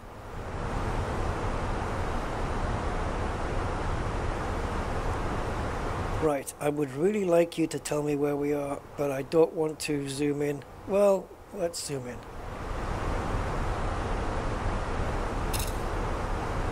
Too close?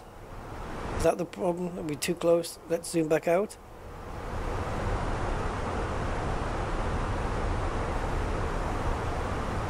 Like it doesn't even... It just doesn't even recover. It should be fine on any magnification. I'll zoom in, and then we'll come out and go back into Navigraph. Nope. reset, sync the route, come back out, go back in. Nope.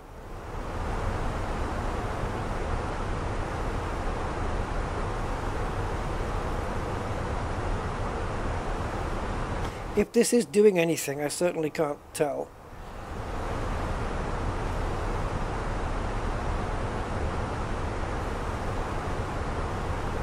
Oh, has anything changed since we last...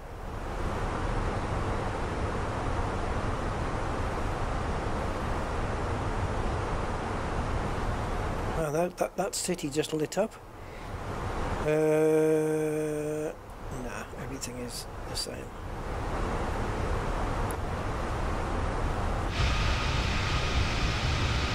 Lots of lights on. Get to bed, everybody.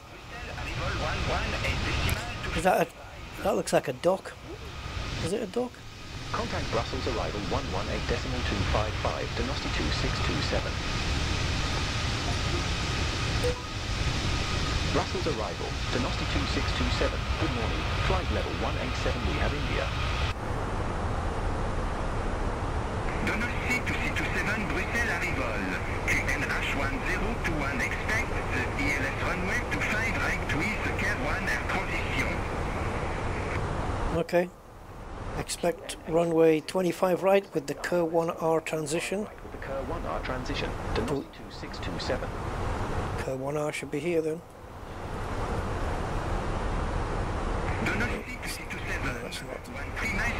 But it's this, isn't it? Kirky.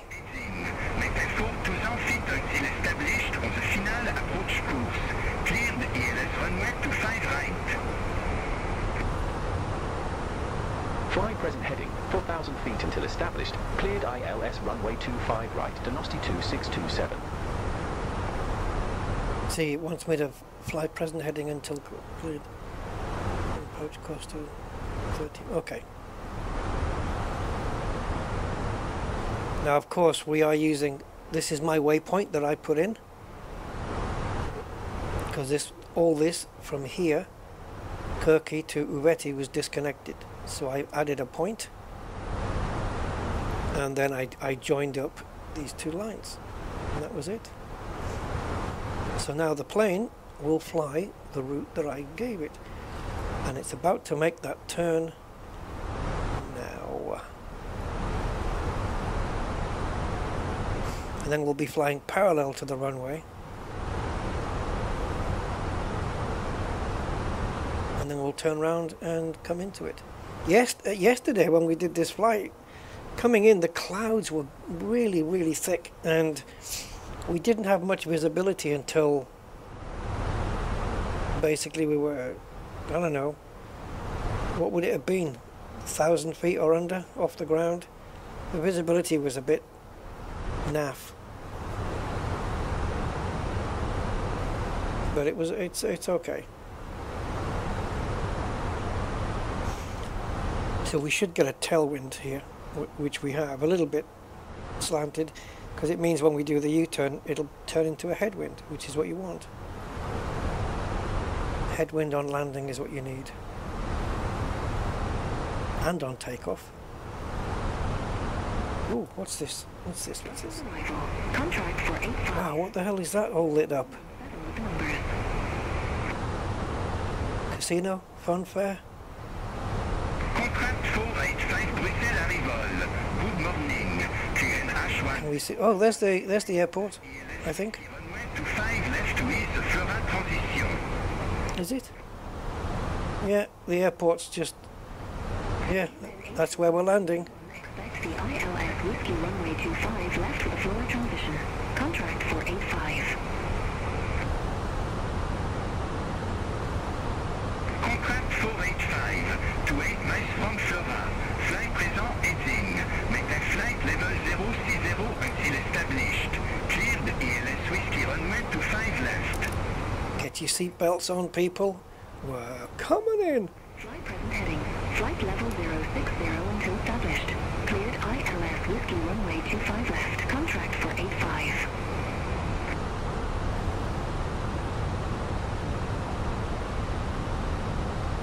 Nosti 2627.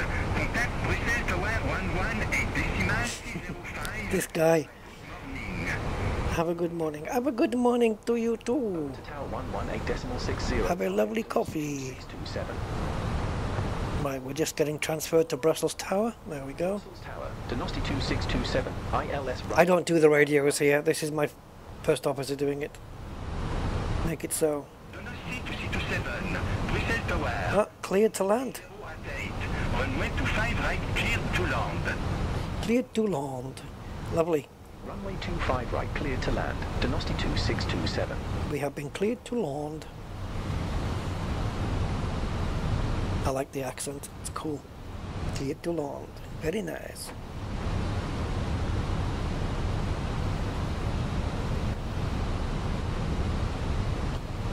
Okay, let's bring the range in a little. So we've got, what have we got here? 10 nautical miles, 15 nautical miles. So what is that? How much of a stretch would that be? 7? If you made from this point to this point, pointed up in a straight line, I'll probably go to there.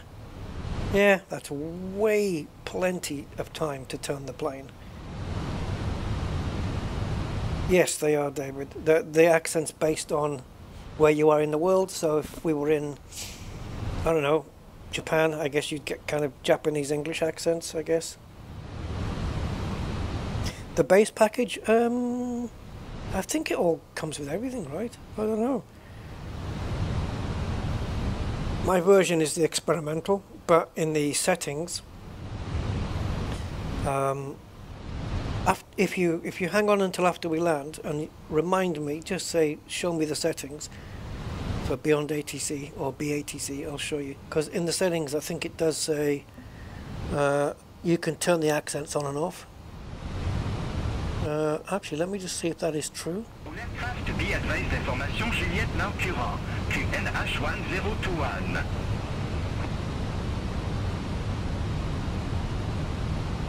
Oh, this is, I'm using basic voice quality. I'm not using AI. I'm not using AI voice because that costs you credits, and credits equals money, and money is something I don't need to use it because the basic accents are fine. But yeah, traffic voice is basic as opposed to premium, and controller voice the same. It's all that. Ah yes, use international basic accents. There you go. So that's your answer. Yes. Use international basic accents. I haven't done a flight with it in premium mode before, but maybe I can do that one day. I don't know. But yeah. Yes, it is. It is the AI. It is, but it's beyond ATC. Beyond ATC uses AI anyway, regardless. But do you mean are you talking about the premium? You're talking about the premium, right? Hold on. Brussels Tower, this is Donosti 2627. What is the runway length of runway 25 right? I don't need to know, I'm just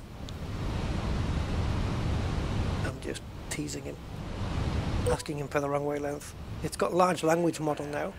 Here we go. Runway 25 right is 11,944 feet long and 151 feet wide. Now, he gave me that answer in feet, 11,944 feet. If I'd asked for it in meters, he would have done that. And I'm not paying attention here. Let me pay attention to what I'm doing, guys, because we are close to the ground here.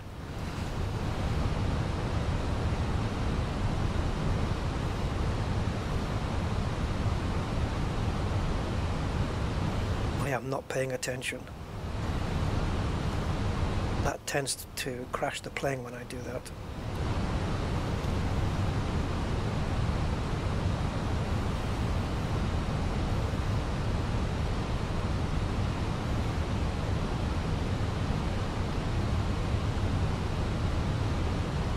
My God, we haven't even slowed down.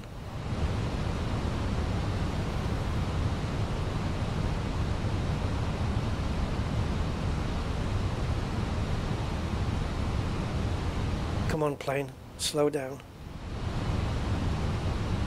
Where's the deceleration? Have we gone past it? Oh shit balls. Well, this is bad. We're doing 280 and we need to decelerate. 2,500.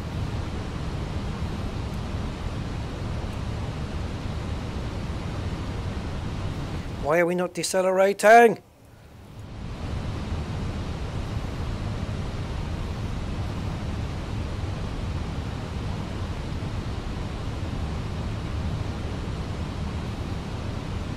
I'm not putting the wheels out at this time.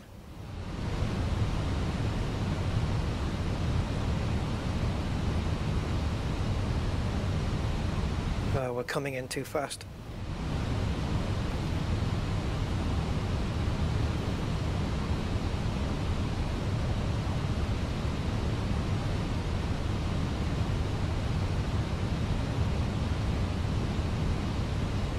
This is too slow.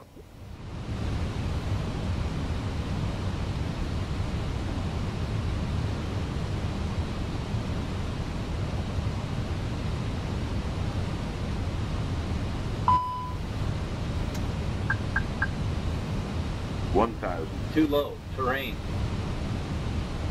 Too low, terrain. Too low, terrain. I don't know what it's doing, guys. Terrain. I'm only bothered about the frame rates, to be honest. Terrain. Ignore everything. Too low, terrain. Too low, terrain. Too low, terrain. Too low, terrain. Too low, terrain. Too low, terrain. Too low, terrain. Too low, terrain. Too low, terrain. Too low, terrain. Oh, wow. Retard. Oh, there goes the FPS again. Radar input.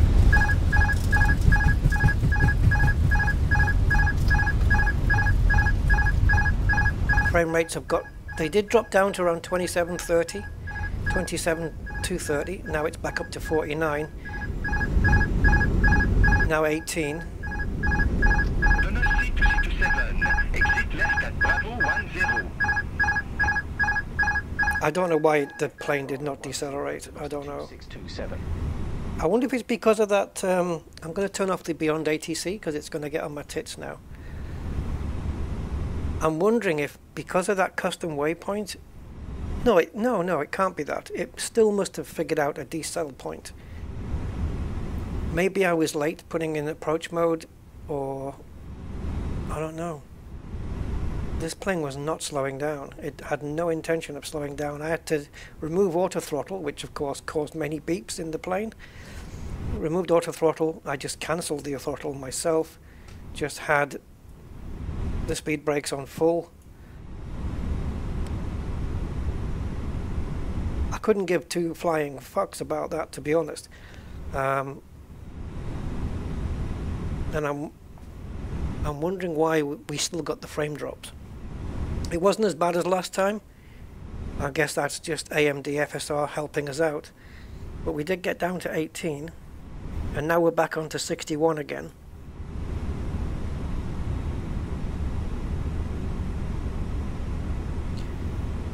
Was the frame rate crashing because we were coming in so fast? I'll never know, will I? I'll never know.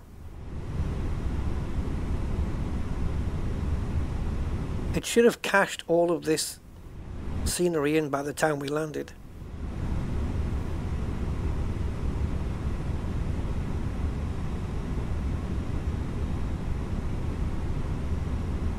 It's no good showing me 70 frames per second now. Something goes on landing that just kills frames. I think if I had a 5090, which cost about £4,000, I think it would still do it. I think the frame rates would still drop. They might not drop enough to cause any issues, but I think they would still considerably drop. Let's take a look where we are in dev mode.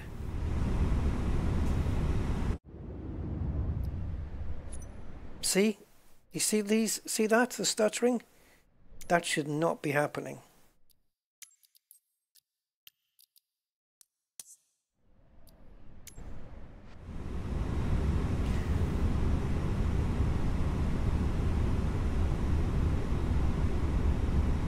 Okay, we've got an overhead of 1.3 VRAM. That should be enough. The amount available is 9.3. It should be 11, but we've got stuff running. And this is now in the red.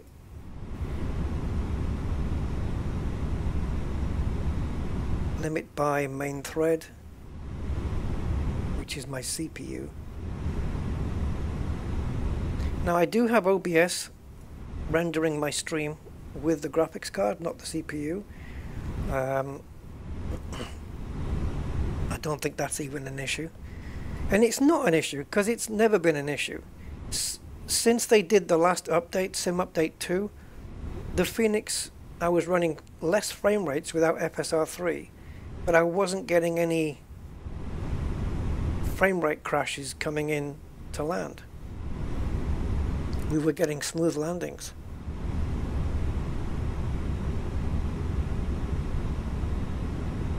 And don't think that because you hit 60 frames that this box can't turn red, because it can. And now we're getting YouTube is not responding. So it must be a data thing. I think one way to avoid it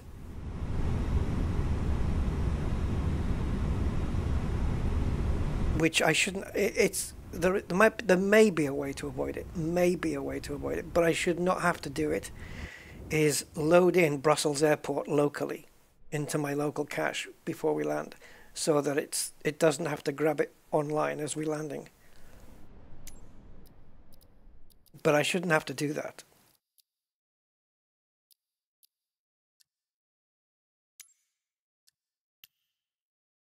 I can restrict the bandwidth to 100. How does that help?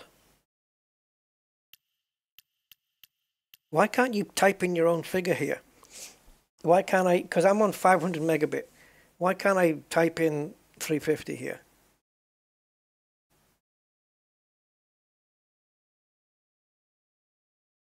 Should I increase my rolling cache? Would that help? I've heard people use 100 gigabytes of rolling cache and they say that the results are worse.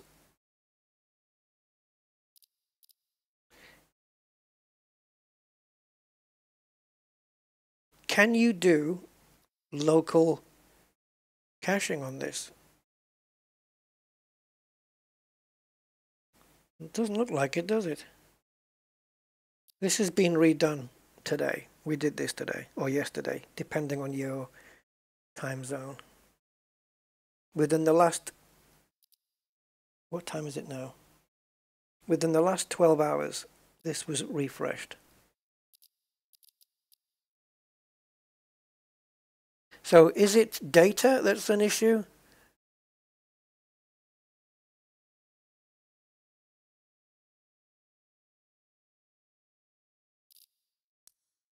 Or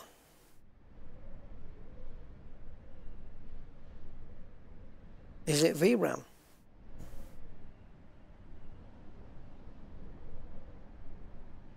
Okay, look.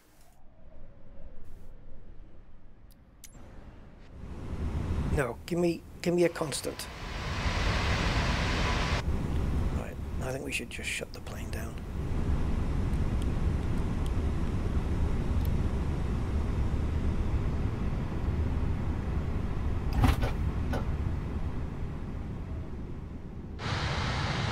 Alright, so from here, the frame rates, just take note of them, basically.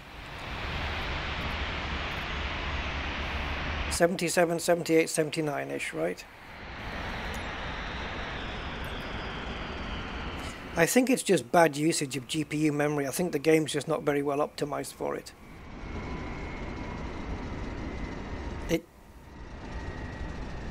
It doesn't throw any away. Right, see, daytime, same frames. So, why are we now using 1.1 more VRAM here than we were in Manchester? Why? The stuff from Manchester it doesn't need anymore, so I'm assuming it's thrown that away. Why is this extra? There's not... I mean, look at the scenery, it's nothing. We've got super smooth frames. Yes, we were coming in fast, but... why couldn't it generate all the textures in time?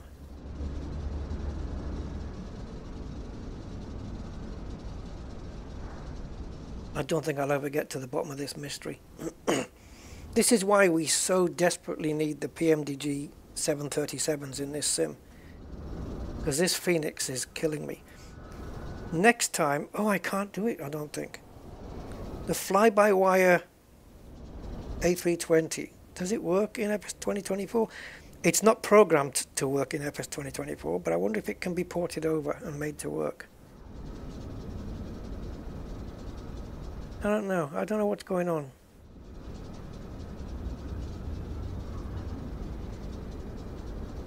So I'm going to contact people in the Fenix Discord and see if they get the same issues. But I know what's going to happen. I'm going to spend half a day of people telling me, oh, try this, do that, do this, do that. And I've done it all. You know, my graphics are optimized to the best frame rates possible. But we dropped down. We didn't get this time the dialogue saying GPU overhead. But this is how much VRAM I have left. And this is how much I'm using. If this goes over there, it's yellow. Maybe it's supposed to be always yellow, but if it goes over or if it equals this, can't go over. But if it equals this, then we're going to get really bad issues. But while it's under, it shouldn't be a problem, right? If we get shit frame rates coming in, and we've got a gig of VRAM still to use, then the problem lies elsewhere.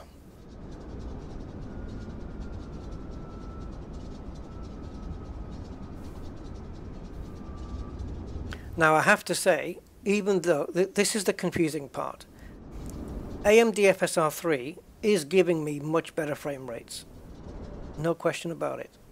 It's making it smoother everywhere. We're getting 100 frame rates when we're outside the plane. But I never had these issues when I was just using Nvidia DLSS without any frame generation.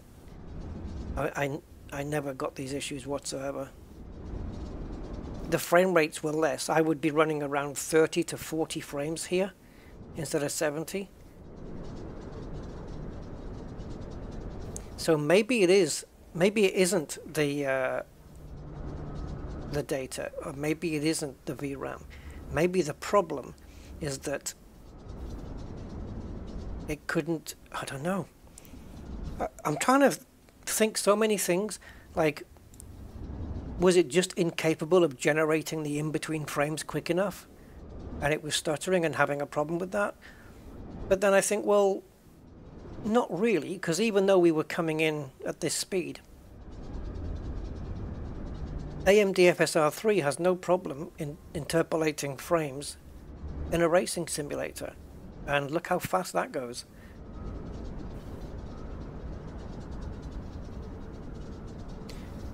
Yeah, if we'd... The only thing was coming in at a non-normal speed. We were coming in twice as fast as we should have been. But you're telling me the sim can't cope with that, really? I mean... I'm not buying it. But yeah, it's kind of weird that we've gone up. It's not treating graphics memory very nicely here. I'm wondering if there's a memory leak. Like if I left this on overnight, just looking at this picture, would this go up? Are we leaking?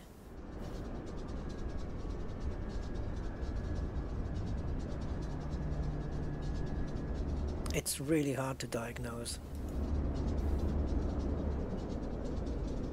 I don't think that there is a magic setting anywhere to fix this problem.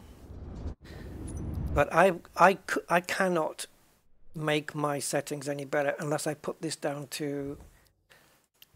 Oh, I hate this. I hate these arrows here. This is so wrong. What's wrong with a drop-down box and you just select your choice? Because look at it. I'm trying to get to performance and it's switching through all the other modes just to get there. Now, ultra performance is where you get your shit graphics. That's really bad. We go in the plane now. Look at that. Look how bad those graphics are. Look how blurred everything is. Look. Oh, that looks absolutely awful.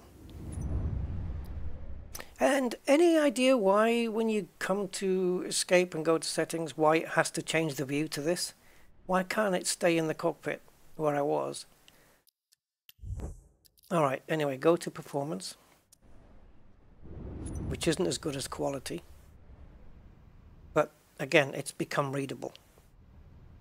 Okay, so now let's go to dev mode and see if we're using any less. And it's strange because the last time I ran this 12 hours ago, I was able to get 11 gigabytes of VRAM available running OBS. Now it went down to 9. So again, OBS for some reason is taking up 2 gigabytes of VRAM. Now that can be because I've got too many scenes. I'm going to try using... I'm going to show you guys. See if it works. Well, those of you who are remotely interested, in case you have this sim yourself and you want to figure out your own problems, maybe I can help. Okay, so this is a number that's important, the amount available. Now we've gone down to 7.9 instead of 8.2, so we've saved 0.3 gigabytes of VRAM by coming down to performance. So that might help. Does it change the frame rate? No. But it's reduced the amount of VRAM that we're using. Now this 9.3 is what I'm concentrating on. So if I remove everything from this scene, the Patreon, the PayPal, the subscribers at the top, just remove everything and just have the live stream itself, the game, and nothing else, it's going to go black for a second.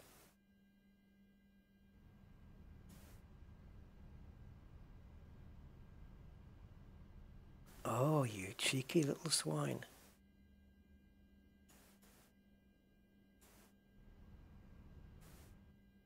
Yeah, so something's gone wrong, because last time using an empty scene, I was getting here 11.1 gigs. So what's using up? Is it the browser? Where am I losing all of that memory? I'm going to shut down Firefox. No, that hasn't given me too much back, has it? Yeah, my graphics card has 11 gig of VRAM, something like that. And it's supposed to all be available. I can't shut down OBS, guys, because it's going to close the stream off. But I'll find out at the end whether closing down OBS actually changes this back up to 11. Because then we'll have 4 gigabytes free. And if we still get shit frame rates, then I don't know what to do.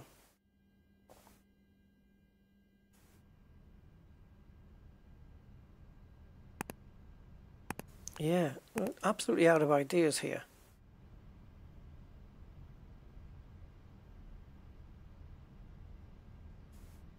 It seems like there's nothing I can do to reclaim the VRAM back. Oh, fuck off. So even in the settings, people have said, you know, try lowering the bit rate. I don't know. I'm using a constant bit rate for my video, and I'm using 10,000 kilobits per second. Remembering that I need to run 60 frames per second at 2K, so I need enough bit rate for that.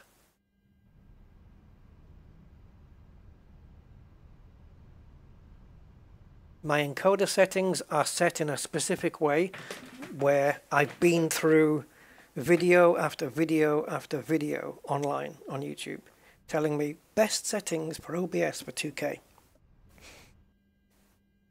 And after watching all of those videos, these were the settings that I've come to use. I'm using the Nvidia NV encoder H264. Nothing is being rescaled. It's native at 2K, which I've never had any issues with on any other game.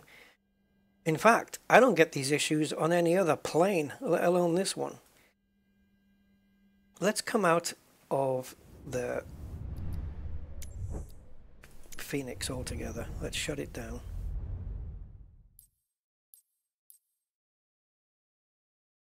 I'm just focused. See, that's gone white now. Ideally, we need it to stay white.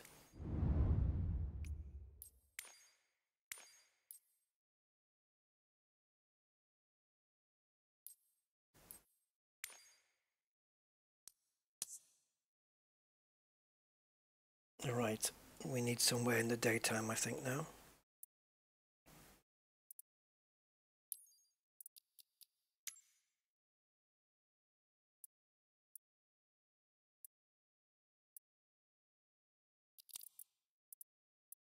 Yeah, it is. It's extremely frustrating, this. What is this, just a cargo base? Fucking hell.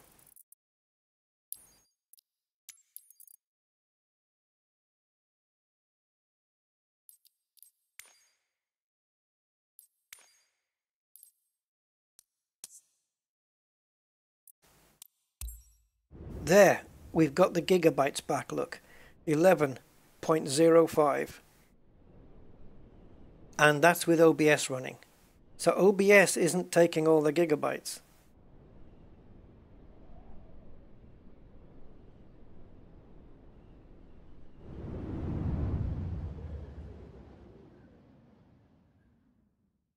It's bound to go red while we're loading up textures. That's fine. I'm expecting this to go right back up again. There we go. So you can see, guys, we have 11. Let me just get in the plane so I actually have a cursor available.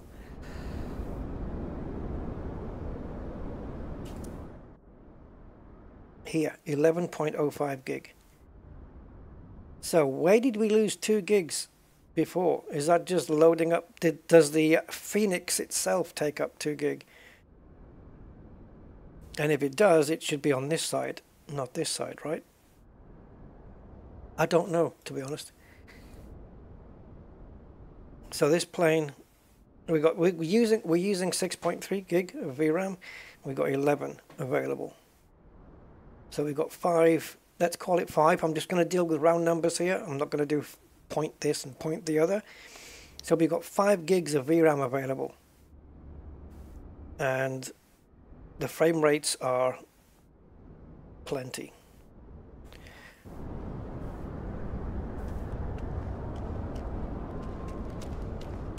Out here, we're running, again, plenty.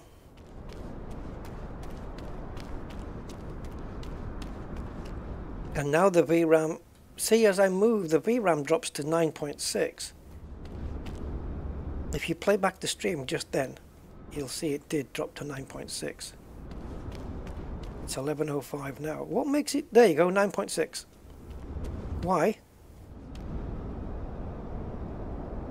And now it's gone to 11.5. Why are we losing 2 gig just like that?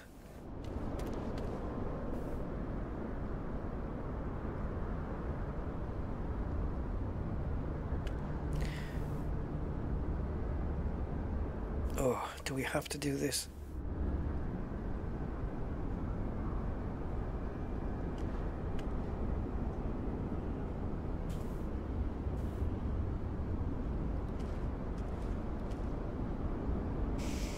can't remember how to make this fucking happen. It's just, don't we just stare at it and press a button?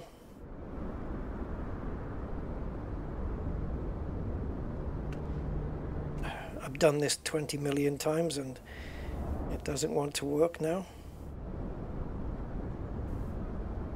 You stare at it if you're close enough and it should label. There should be a label on it. And then you basically operate it with, I think, the E key. Let's have a look at the wheels because they're normally automatic.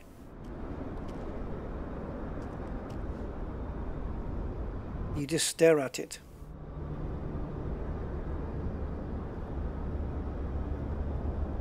Okay, let's put the mouse on it. There we go. So it's the mouse. It's not a key. Fair enough. Fair enough, you little whippersnapper piece of junk.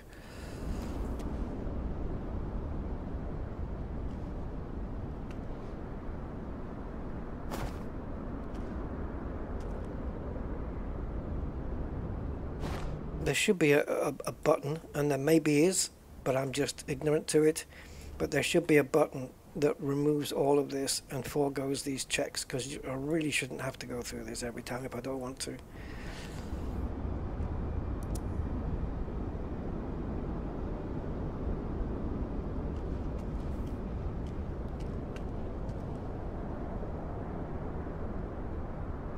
Yeah,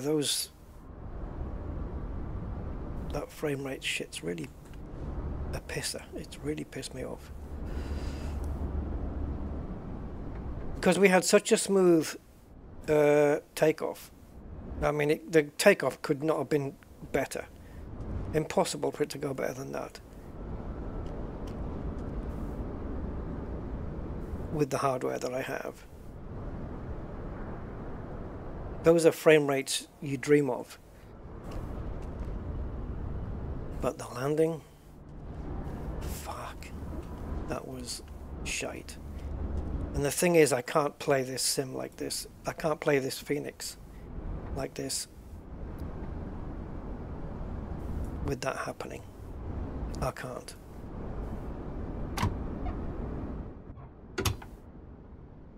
I won't.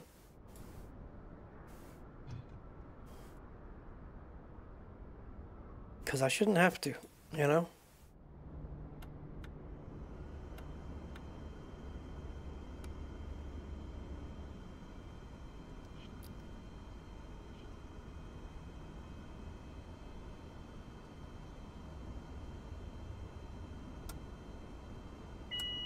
To be honest, I couldn't care what the hell lights I'm putting on right now.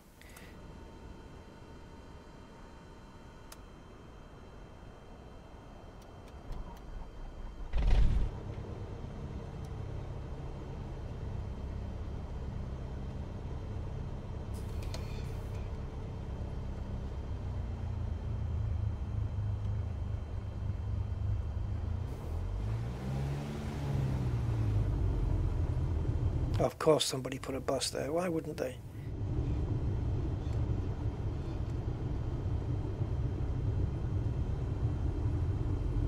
So, I've still got 11 gig.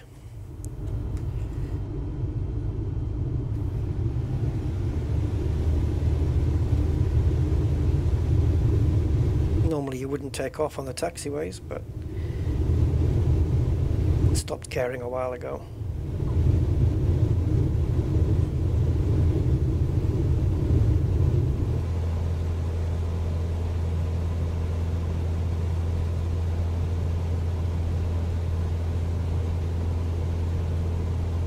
So available VRAM 11 gig still. That's with the sim loaded and the plane loaded. And we're using, yeah, there should always be 11 gig available, shouldn't there? On the graphics card.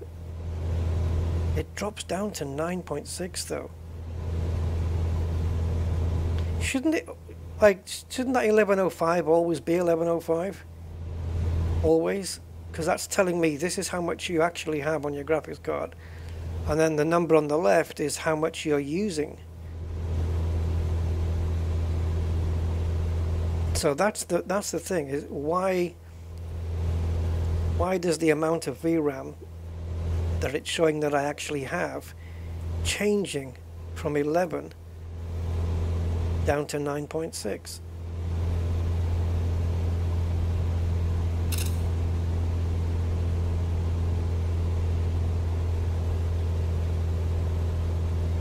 Yeah, so this is usage and this is available. So yeah, as I said, why do I only end up with 9.6 available to use? Why is the graphics card inhibiting me on the other two? Is it a VRAM hardware issue? We have an issue on the card? I mean, who the hell knows, right? Right now, I'm going to entertain any possible theory.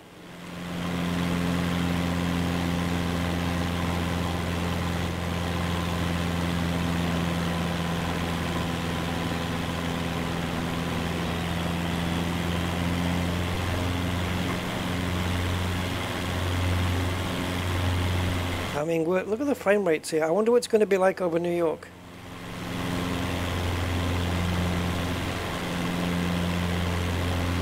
Here, like 100 something outside the plane.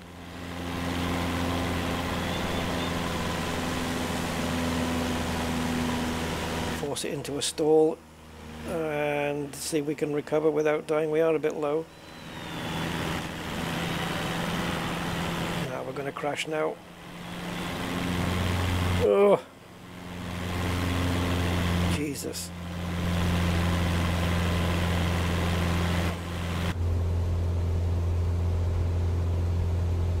Yeah, 11.5. So that number should be available all the time, even with the Fenix loaded. So the only thing I can think of is if we have, let's say I haven't remembered to shut down a game. I've minimized the game, like Assetto Corsa, and it's running in the background. Right now, I would expect this to say 9 point something, whatever, because outside of the sim, something is using that VRAM. And so what remains would be here. And the only thing outside the sim that can be using that kind of memory is OBS. And here it sits. Okay. Main menu. So now I'm just running into testing, basically. So let's go back and let's run two planes now. Let's get the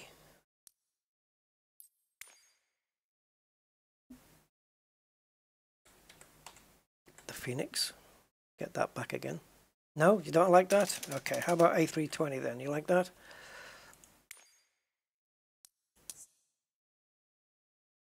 And let's come down into the west coast of the United States. Portland International, why not? Don't care that we're running EasyJet livery, not really bothered.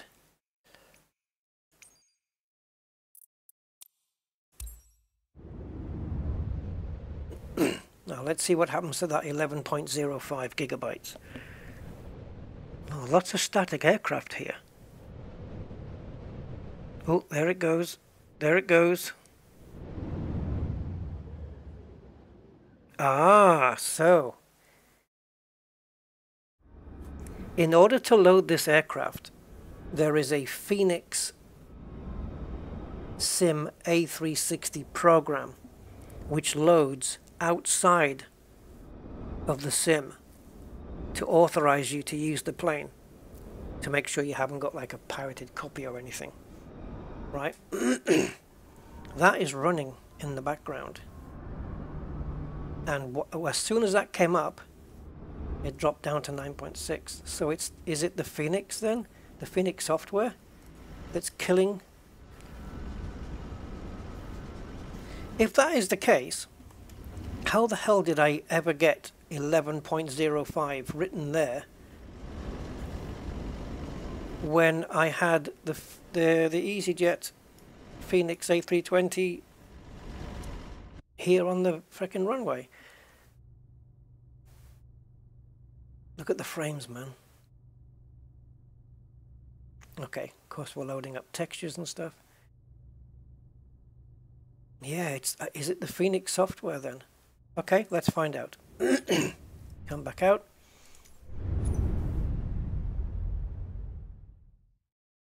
Go into free flight. And let's load up 777. Oh, you dopey twat. Go here.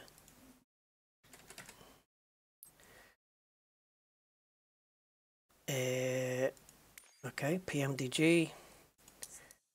And let's go to an airport that can probably support it. I don't know, San Francisco will. Oh, never mind, just do it from here. Heavy or large? Heavy. Go. Right, this is a massive plane, but it does not require any external software to run it. So far it's staying at 1105. So the Fenix software seems to be taking up 1.5 or 1.4 gigabytes of VRAM. It doesn't, what I'm saying is the plane doesn't have to do it.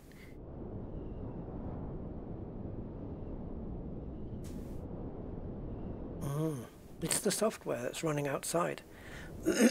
Because if it was the plane, the amount of VRAM the plane takes up would be on that left hand side where it says 5055.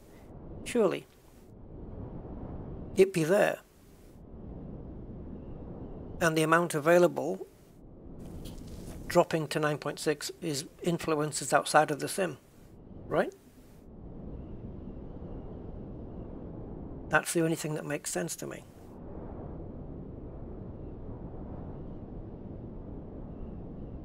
And the only thing running outside is the Fenix client software that has to load up to authenticate you. Oh dear. Now, is this 777 just taking a while because it has to take a while, or what? The scenery looks nice though. Looks quite realistic, to be honest. 5 gigs of VRAM, which is weird because the Cessna wasn't much less than that. It was 4.3, I think, the Cessna. Right, so this plane is way bigger than the Fenix. It's massive compared to the Fenix, right? Not that that should make any difference whatsoever. Let's just get the textures loaded up and then we can judge frames. This thing is huge. Set parking brakes to request ground services. You can shut up. The cockpit doesn't look any bigger than the Fenix, but the plane is massive. And now, hello, hello, hello. 9.6. How is this working? There's no client software running here, so it's maybe not the Fenix client software after all. So what fills this up and what drops this down? What influences make this go down and what influences make that? Obviously this is, I don't know, is this scenery and everything, and then this is the how much the plane is sucking up? Fuck knows.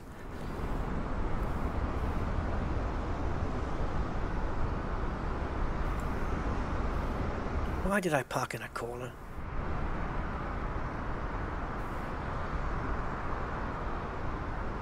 If you put the A320 here, nose to nose, so that it was parked alongside and the nose was equal. You know what I mean? The Fenix would come up to about here. It would end there.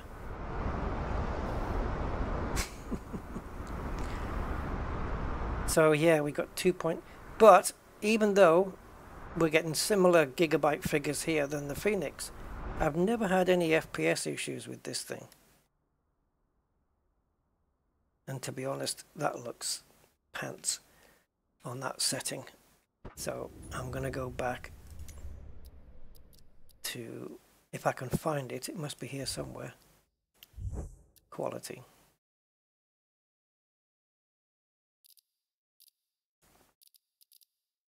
So these are my settings. I've got the clouds on ultra. Doesn't seem to be a problem.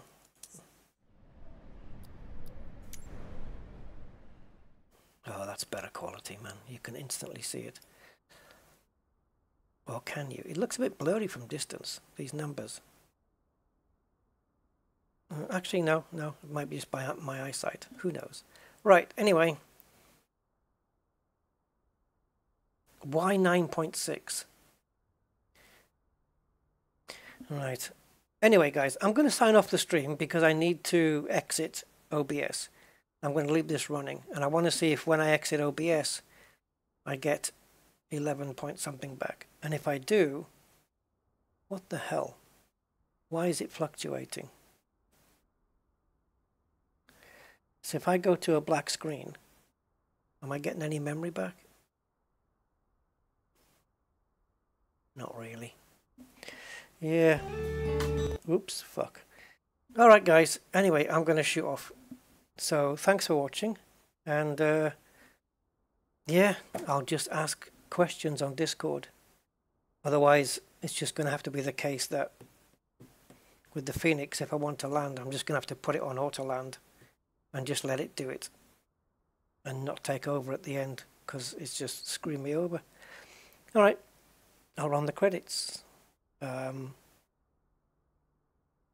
leave a comment on this video to say whether I got the memory back from dropping OBS or something. Yeah. Bye.